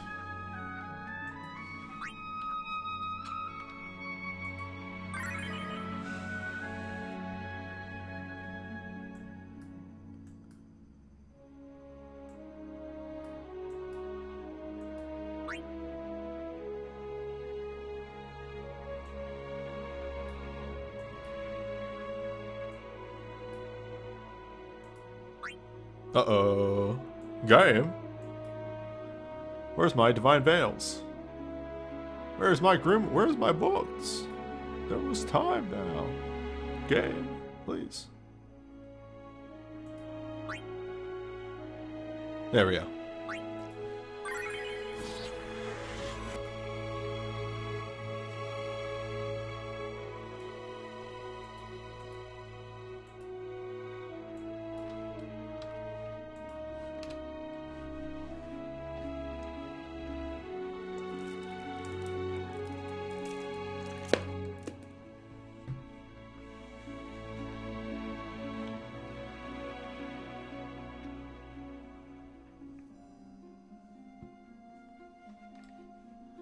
Oh, they're there.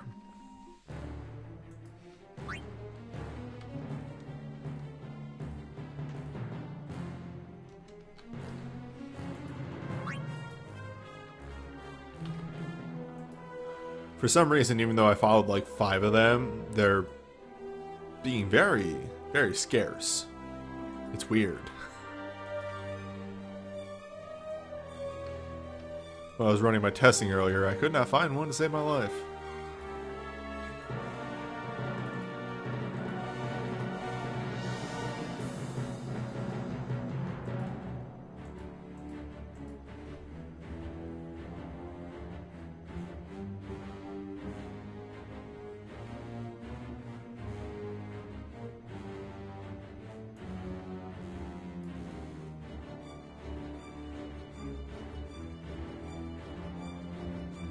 I mean, there was time now isn't... Welcome to how times, like as history progresses, the original reference of things are lost. There was time now is not originally a Futurama thing. Futurama made it as a reference. It's originally a Twilight Zone thing, which was what the thing from Futurama was referencing.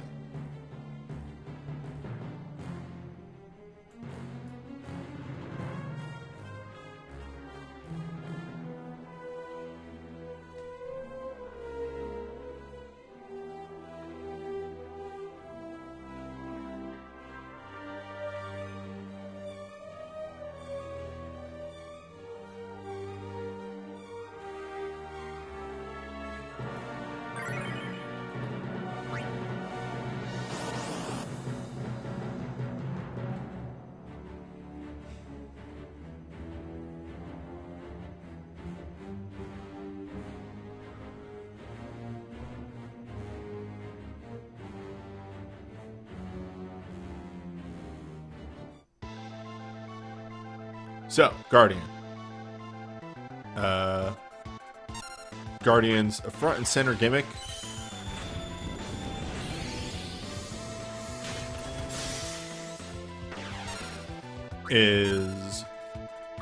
has sorry, my brain. So its main gimmick is weak to lightning, however has a middle phase where it's omni resistant. Also has 2 phases in between when it's weak to lightning, or in between its phases, where you have to hit it 3 times with lightning. So, case in point 1, bring lightning to this fight. Just do it. Just bring lightning.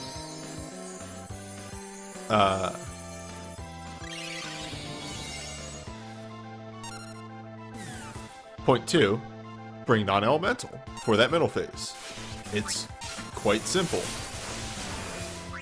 A lot of people's strategy was power through the middle, just hitting not weakness, and it's like, or you could bring non-elemental, which is pretty easy to fit on most teams.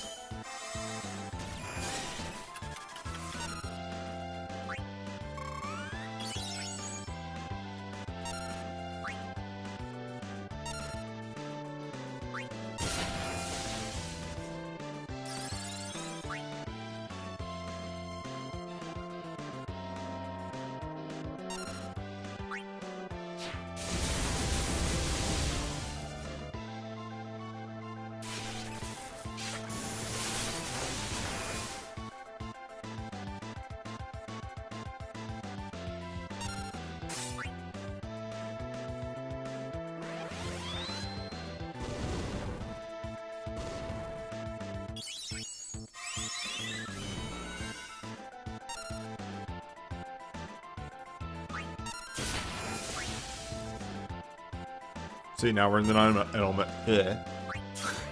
non-elemental phase.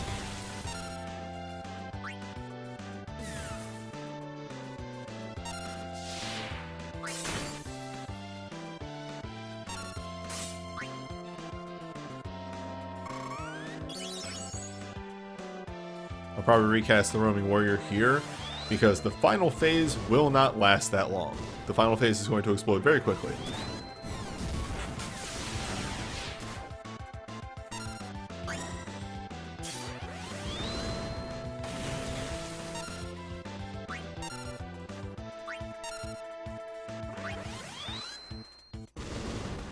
Flare Strike's good.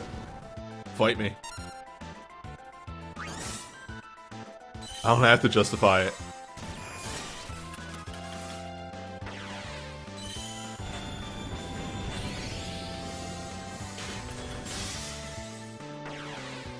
Flare Strike gives non-elemental damage to Spellbladers.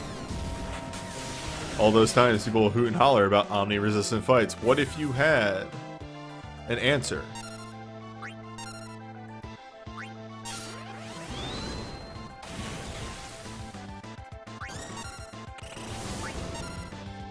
Weird that I have KO resist. Yet.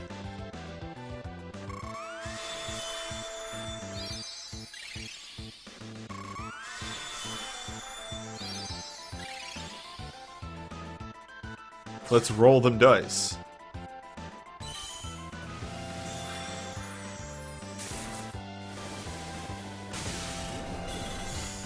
Two, three. Damn. Well, we got there anyway.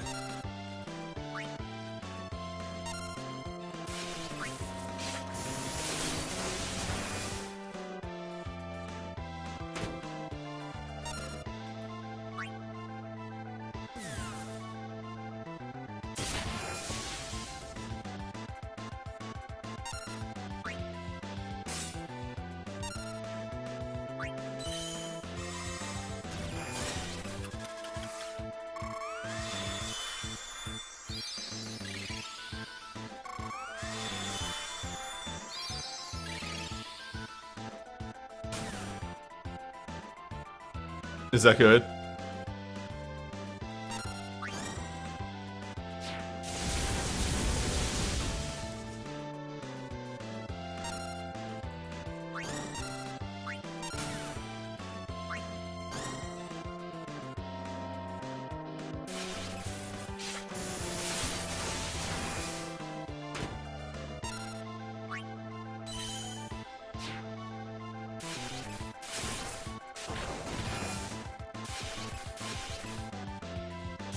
Lightning Strike, still a really good SSB. Still makes the donuts to this day.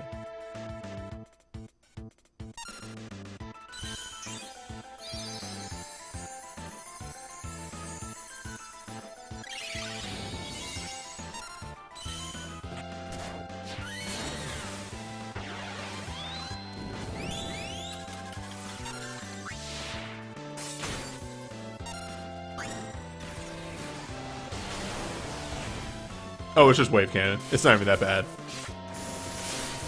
It's really funny that they give all this pomp and circumstance to Wave Cannon and it doesn't even hit that hard.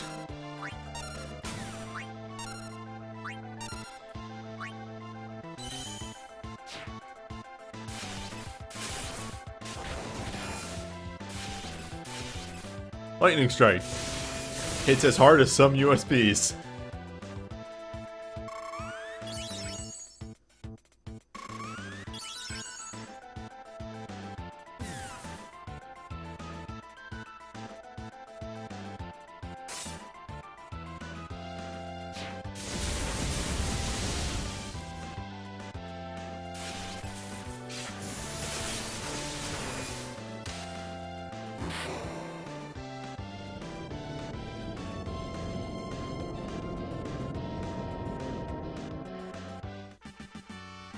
Excuse me, sorry.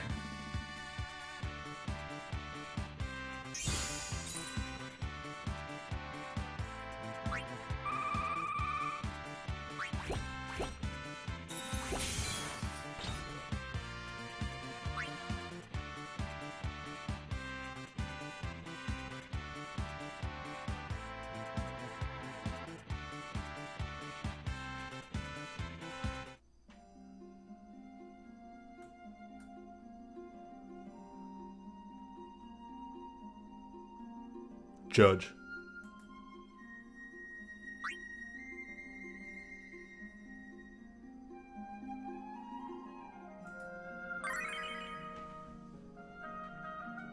lest ye be judged.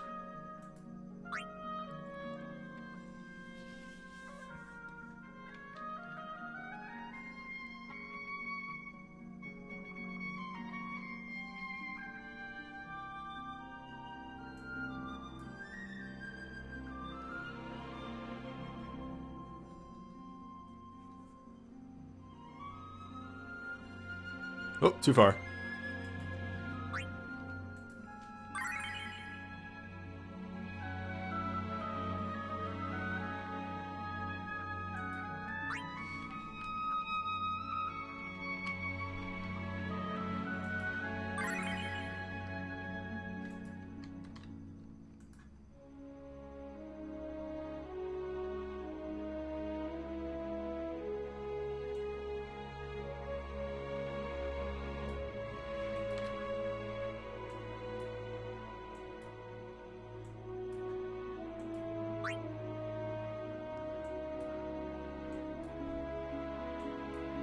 Ah, there we go. Didn't take that hard.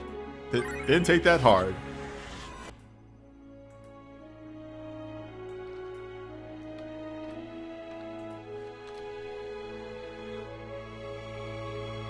What you say?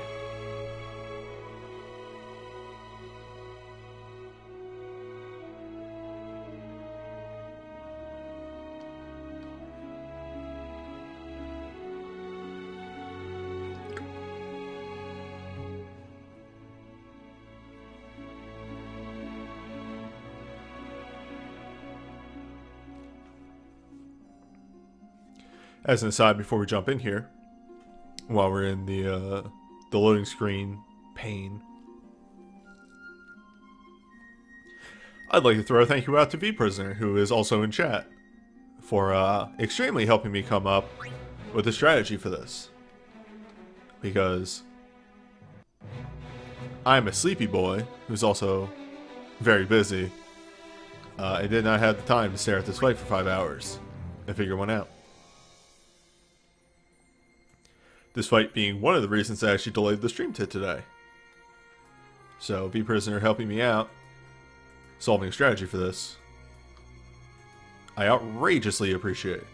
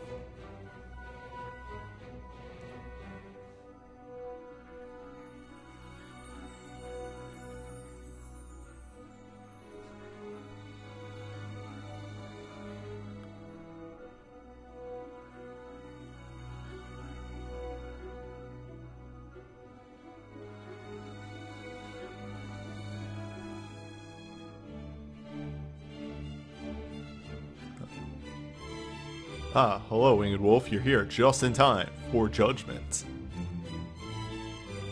Be judged.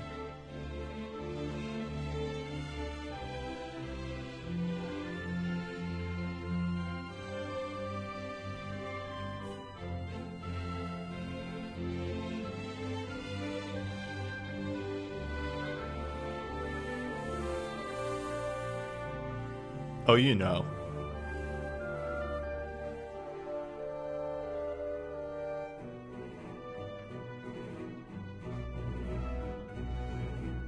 Loading times. Trying to fill up that dead air.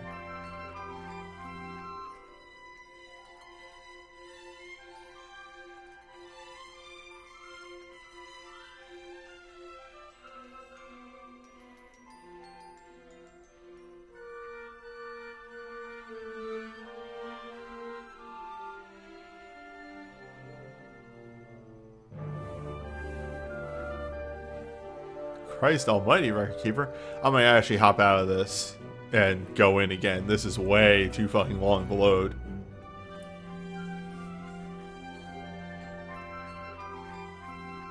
Jesus fucking Christ.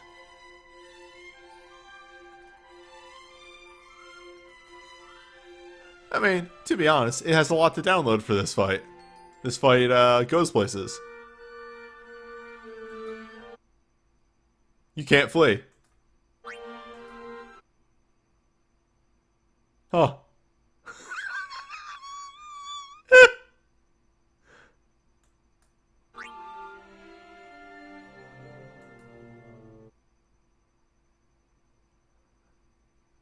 I'll show you, game.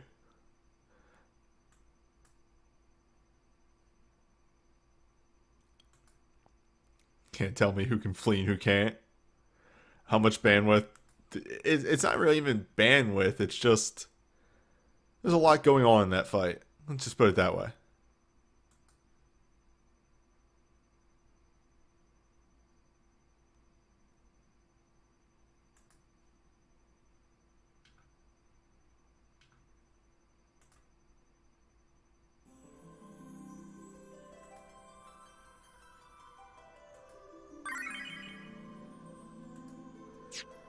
Can't flee, they say. I'll show you who can flee and who can't.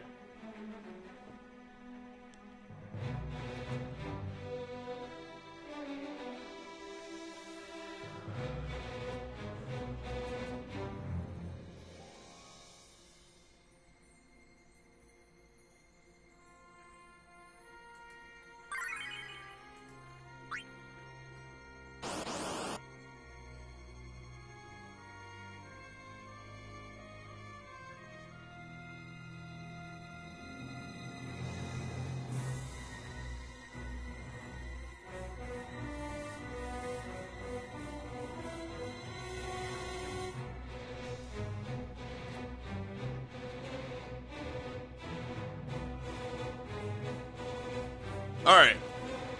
Judges. I will try and talk about this as much as I can while also executing.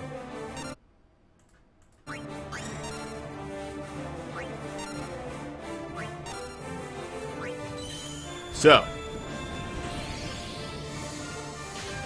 I'm going to call them Top Judge, Bottom Judge, and Gabranth, because I can't fucking remember their names.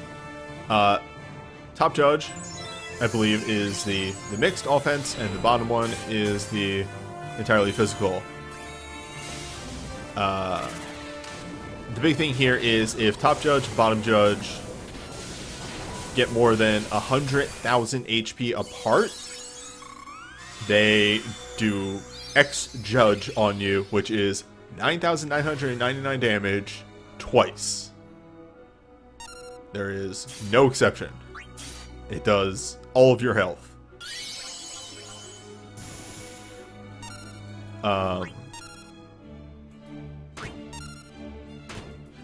Gabranth is immune during this phase, and I will talk about Gabranth more once we're past Judge. Because for now, Judge exists. Judges are here. Judges are real.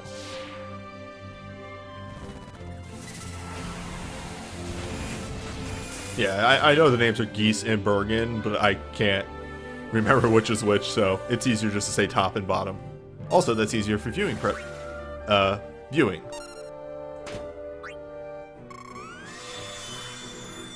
The judges, as you can see, do a blind at the start of the fight. It's rude.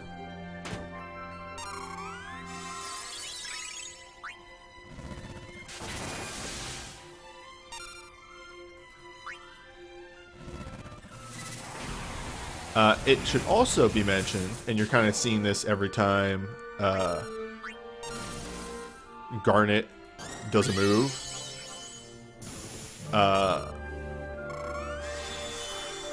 Bottom Judge is more vulnerable to magic. Top Judge is more vulnerable to physical.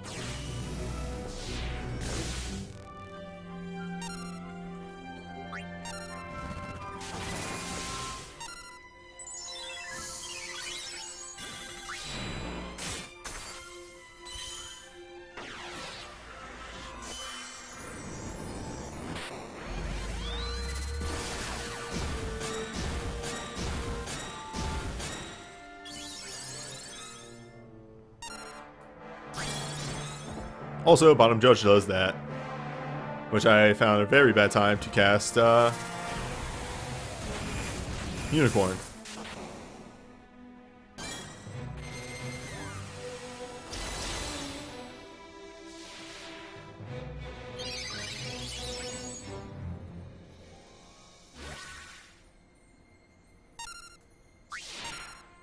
Oh, whew. There's a much deadlier version of oh, fuck, right, piss. I need to dispel him. It okay.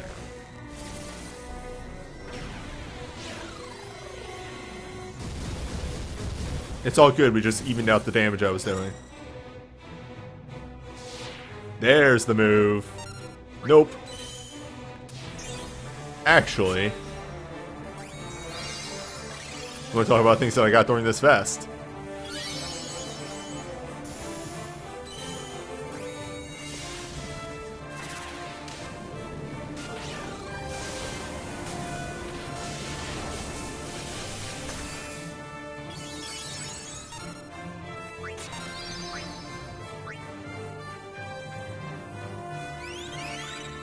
That's right, get rid of that blind.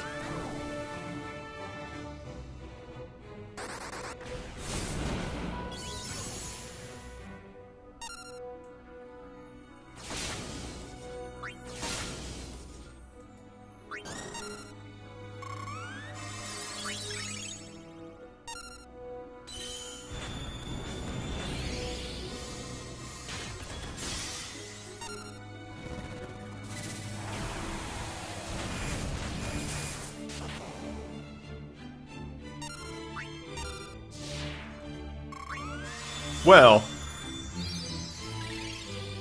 this is fine though, because Regenga is fucking broken.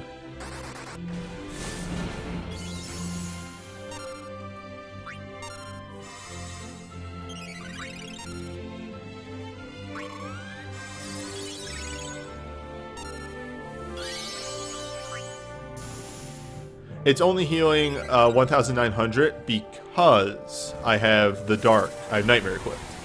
So my healing's reduced by 5%.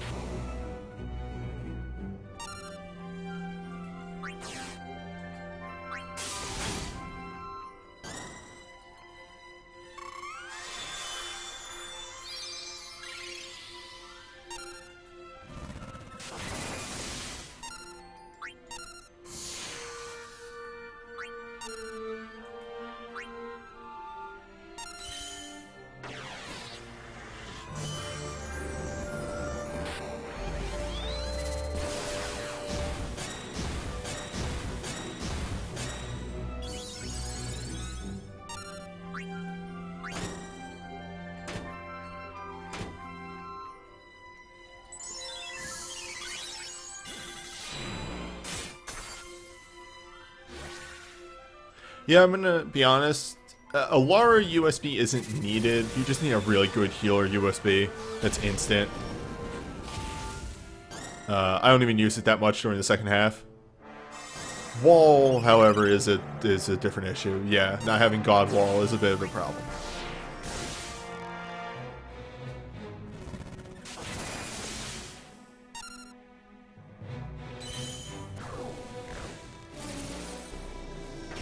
Yes, I have both Tyro and Alara for this fight. It's canonical. Honestly, yeah, you don't need Shell. That's true.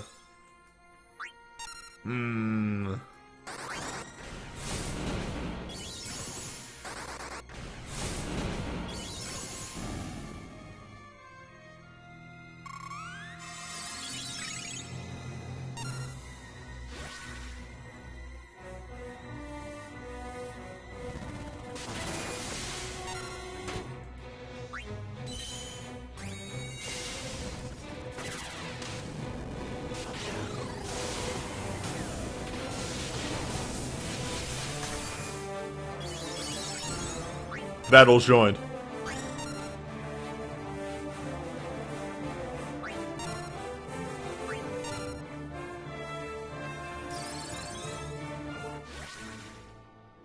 So that right there is a 75% defense, resistance, and attack buff. That right there is a white dispel. This part of the fight starts with him super buffing himself and super debuffing you. That right there, I'm going to just pause to talk about this while this goes in the background. That right there was Aron's USB, which is an attack, defense, and resistance down. I just removed his buff.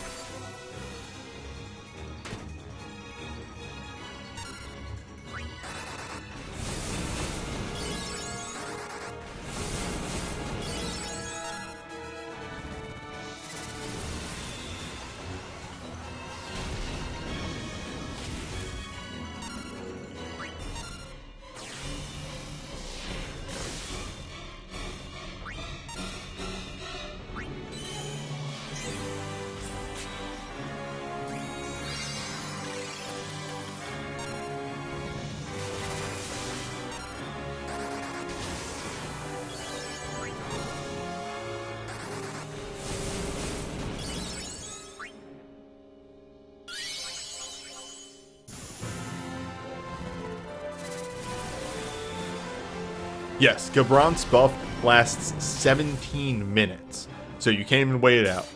You are fucked if you can't remove this buff. Well, you're not fucked. There are ways around it. It's just that it's extremely rough. Last stand is pretty much, if you can't remove his buff, try and bring a last stand. But if you can, bring that buff, or bring that debuff. Oh, also, he dispels you again at 75%. He has 2 D-spells across the fight. So let me just undo that.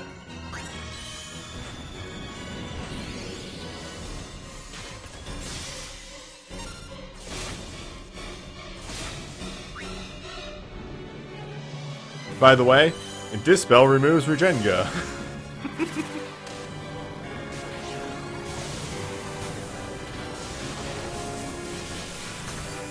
Oh, also he's omni-resistant.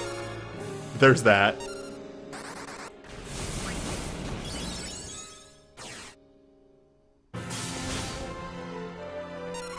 Ooh, this could be bad. We're a little low on health here.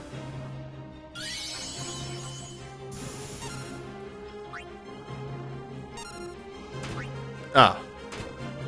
That spicy kick.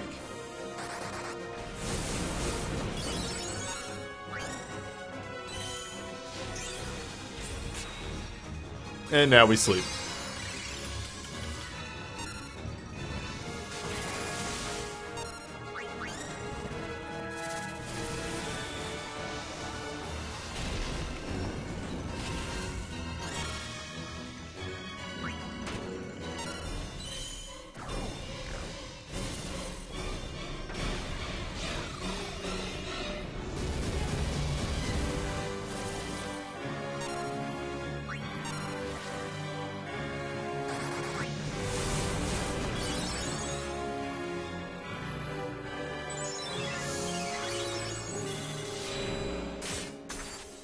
Yeah, if you can get past the second Dispel, you're pretty much golden on Gabron. Because look at this damage now. He really doesn't have much past it. Really, Gabron is his Dispel and his buff. If you can deal with both of those, you're fine. That's why this Roaming Warrior, which is Aron's USB 1, again, is so good. It just completely neuters the fight. And then you're just dealing with his Omni-Resist.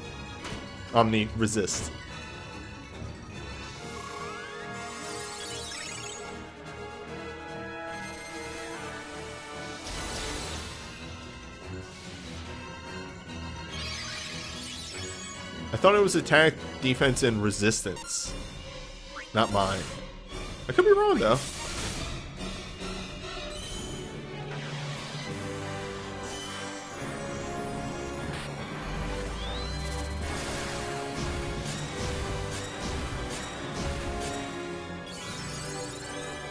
yeah, whatever, mincing words, so on and so forth. His buff is whatever Aron's USB 1 debuffs.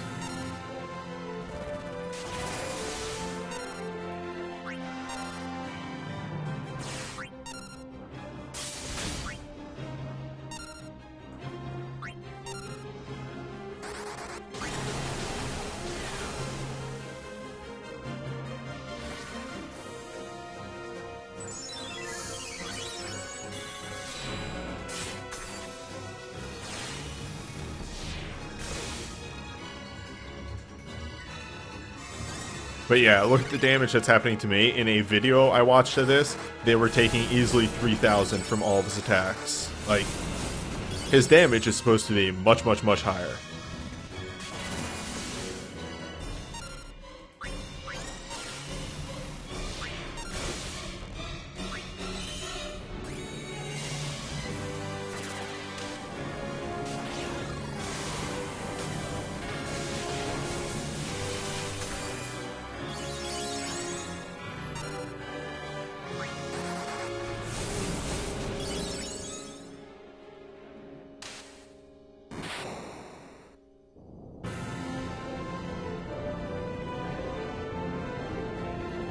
Work an answer that answers Gabranth, and work back from there. That's how this fight is.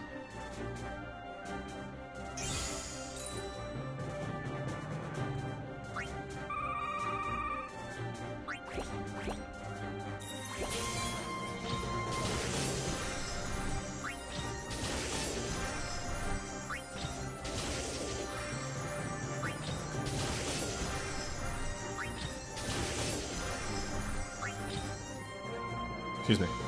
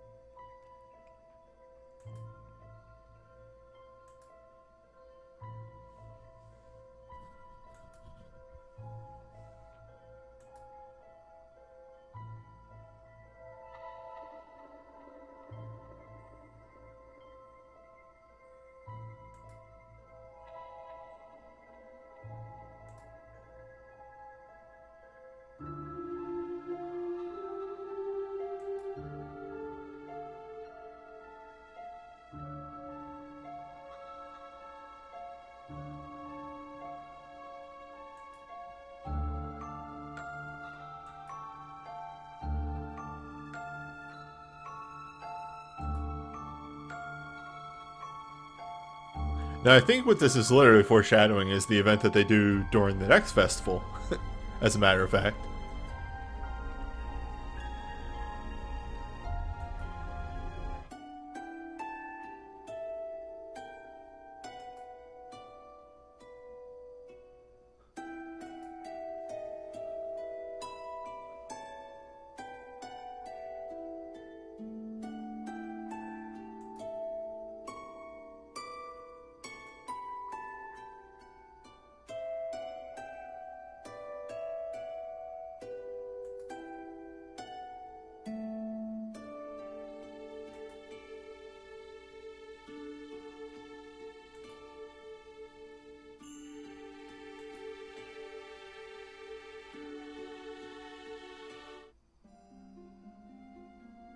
Yes, the next one is the one with the Bahamut's, the maddening dragon. Anyway, that's it for the Pharaohs.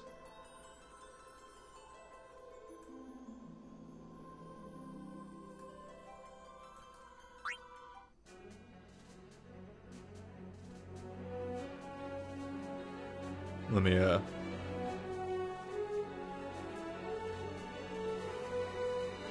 just, you know. There we go.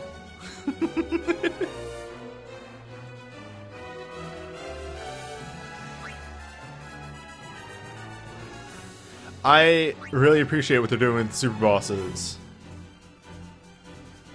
as of late.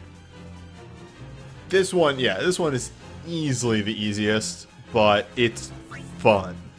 And all of the super bosses after Nemesis have been fun.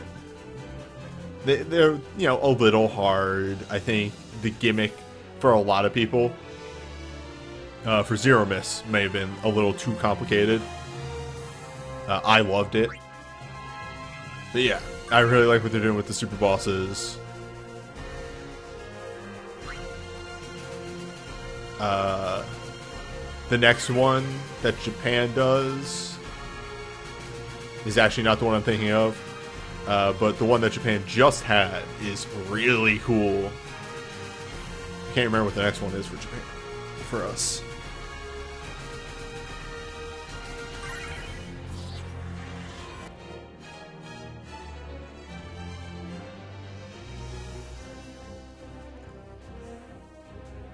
Are we going Rem solo? No. A, because I can't. B, because I'm not a coward.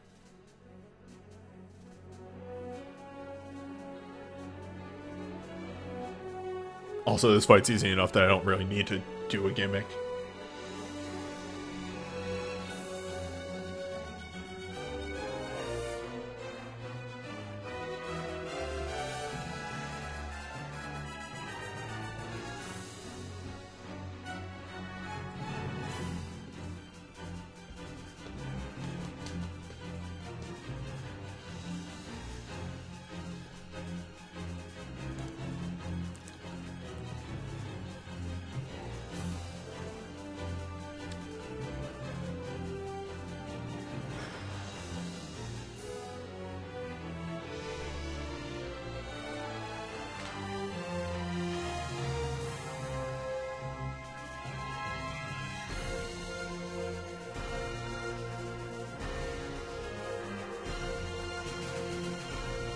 I mean, I'm going to talk about the gimmick once we start with the fight.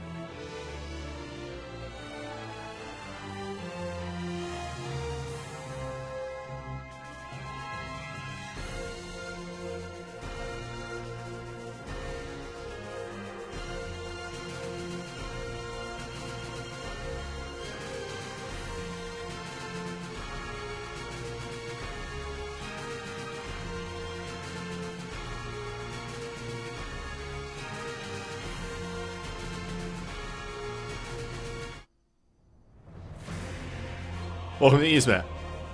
Easemat's gimmick is he has 50 million HP. Easemat's other gimmick is what you just saw right there. And right here.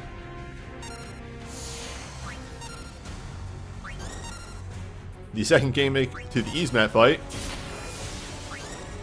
All attacks break the cap.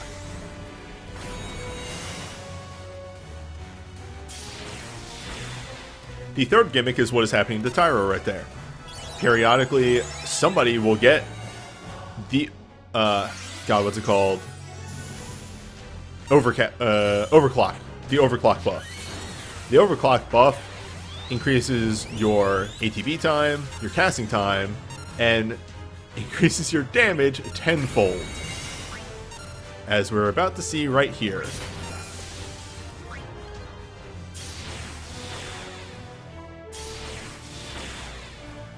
Parts is showing up today.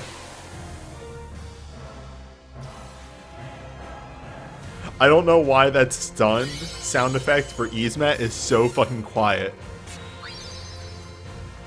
But it's extremely fucking quiet.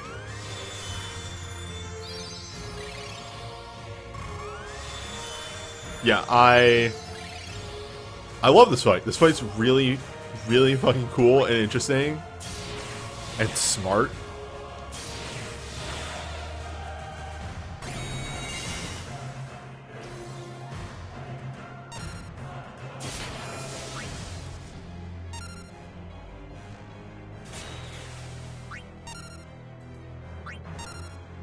The big things, though, for this fight, aside from all the normal stuff, is you need an attack break, a magic break, and an attack magic break.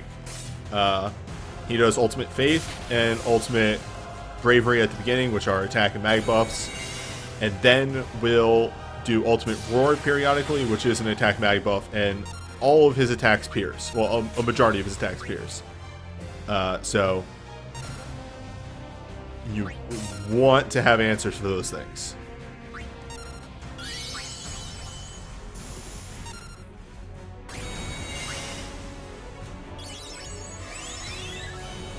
Or Guts. Guts works. Though, if you're debuffing him, because everything pierces, it doesn't actually deal that much damage.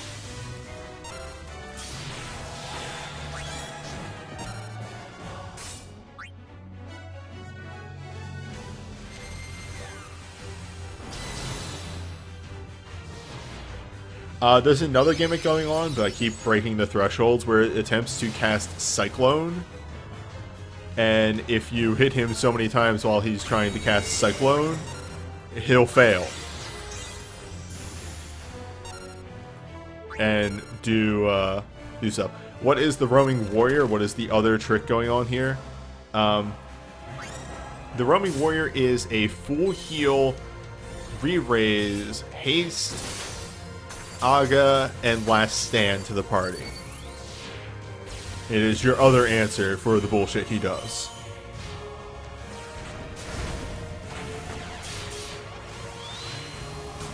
Oh, not re-raise, just raise. Okay. My mistake.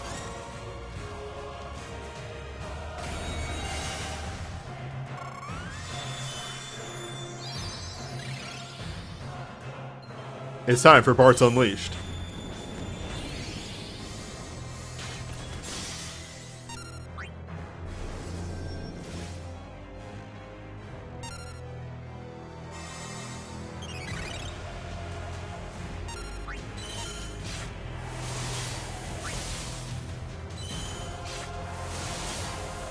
Anger Barts.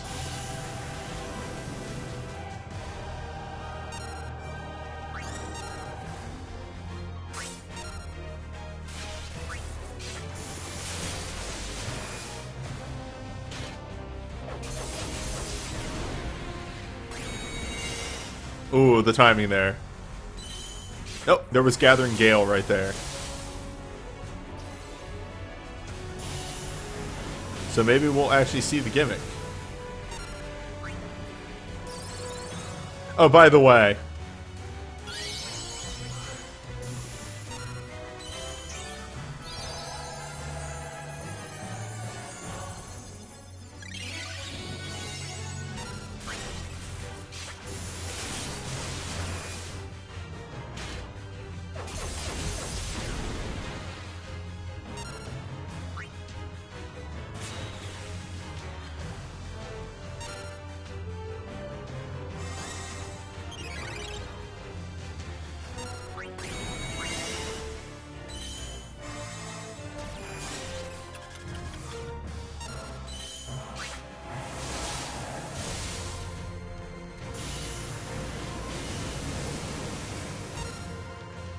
It's like, I said it before we started the fight, but this, as far as the other super bosses, the boundless fights go, is not the hardest by a long shot.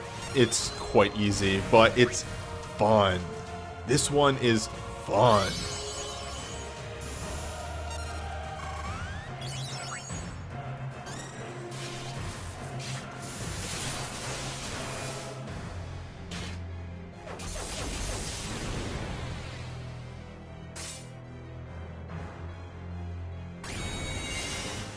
I wish your healers got something for being boundless.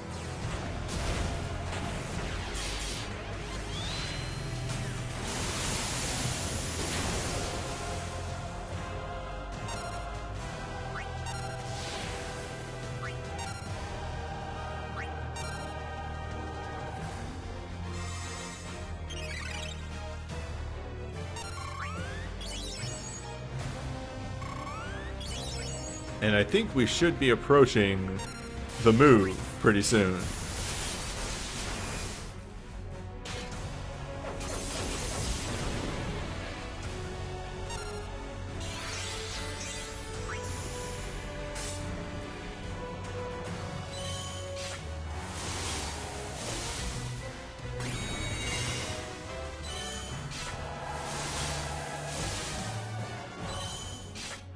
Oh ho ho!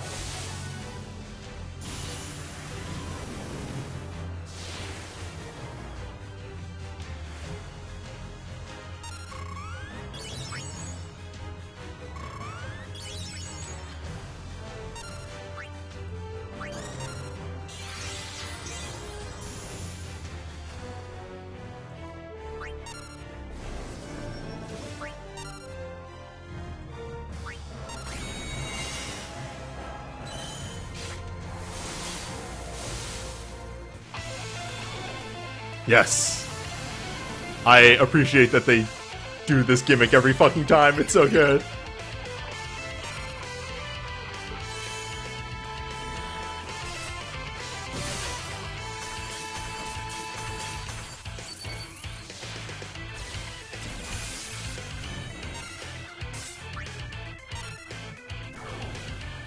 Oh shit. I'll be fine.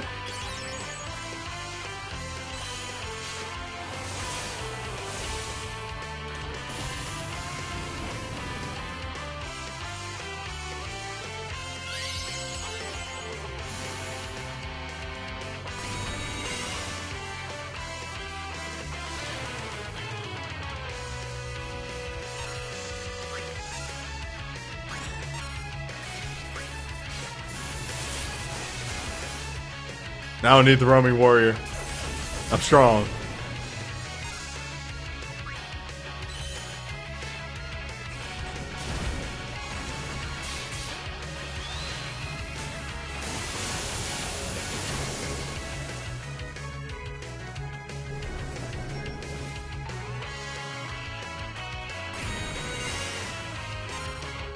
All these fucking max overstrike damage. Support breaks. This fight's great.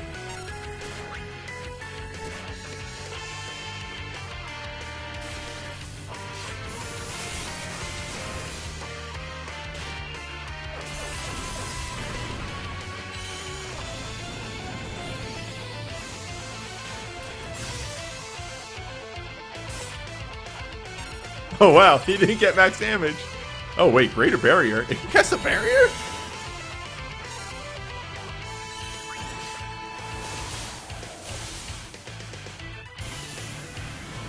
Holy shit.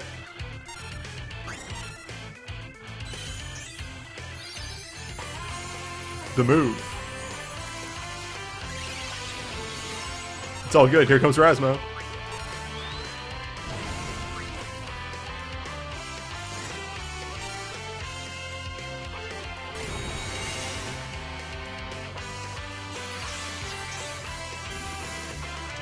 I'm gonna let Sora finish this.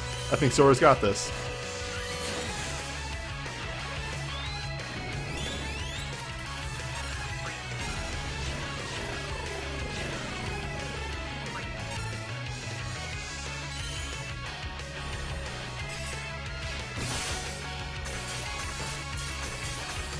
Alright, maybe not.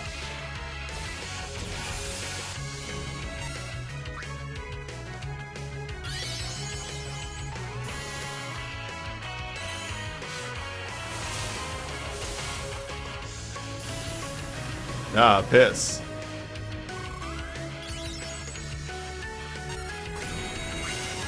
Nah, I timed that just poorly enough.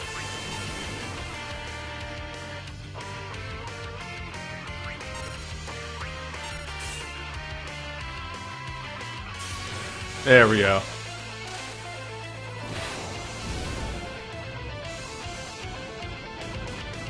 God, what a good fight.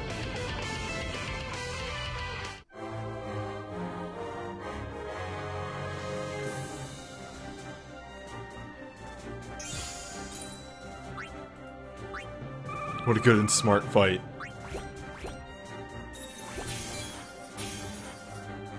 No.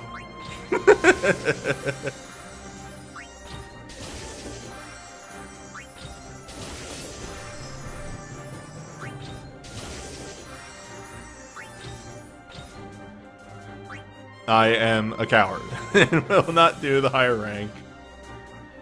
Fight me, I don't care.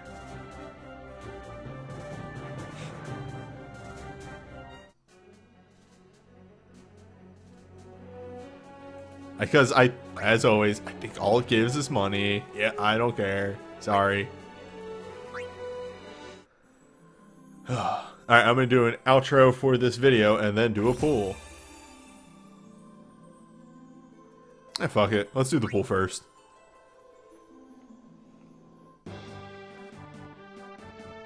I do not have Rem's BSB. No, I do not.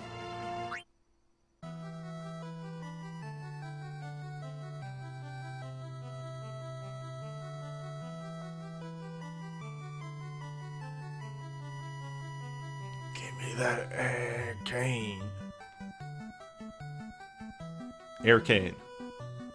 Give me that rare relic draw.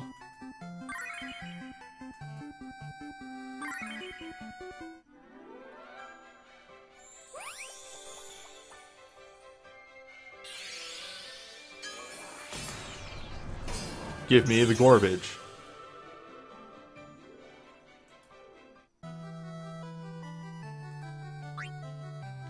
Yes, while I think Furion is weird being on this banner, his USB is good. Excuse me. Alright. As tradition, I close my eyes now.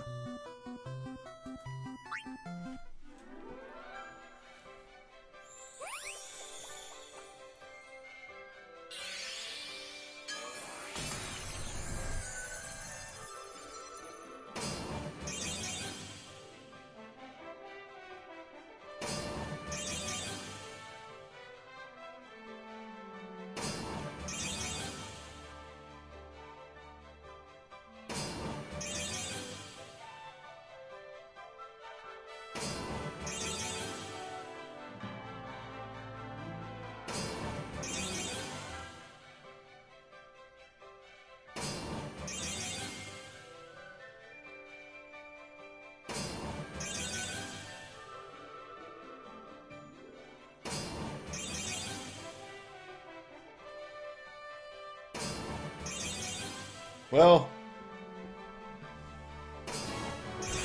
Well.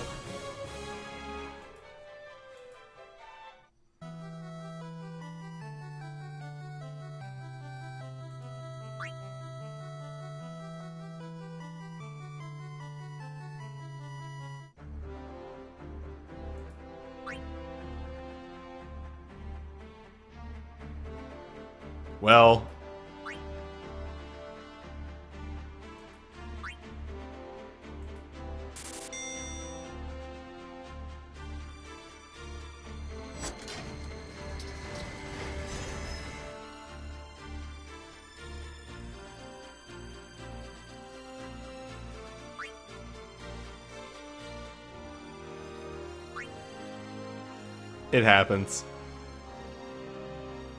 Like, dog, when my previous pool was you know, this.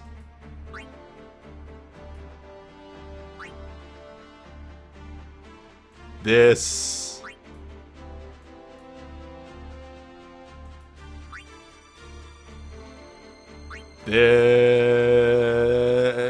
I'm alright.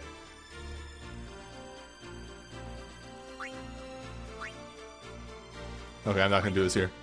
Or inventory management sucks and is bad.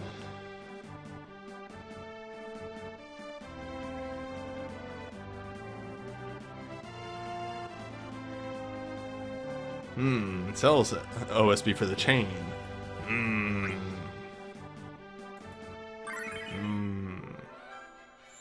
That could work. Damn. Yeah, you can dream.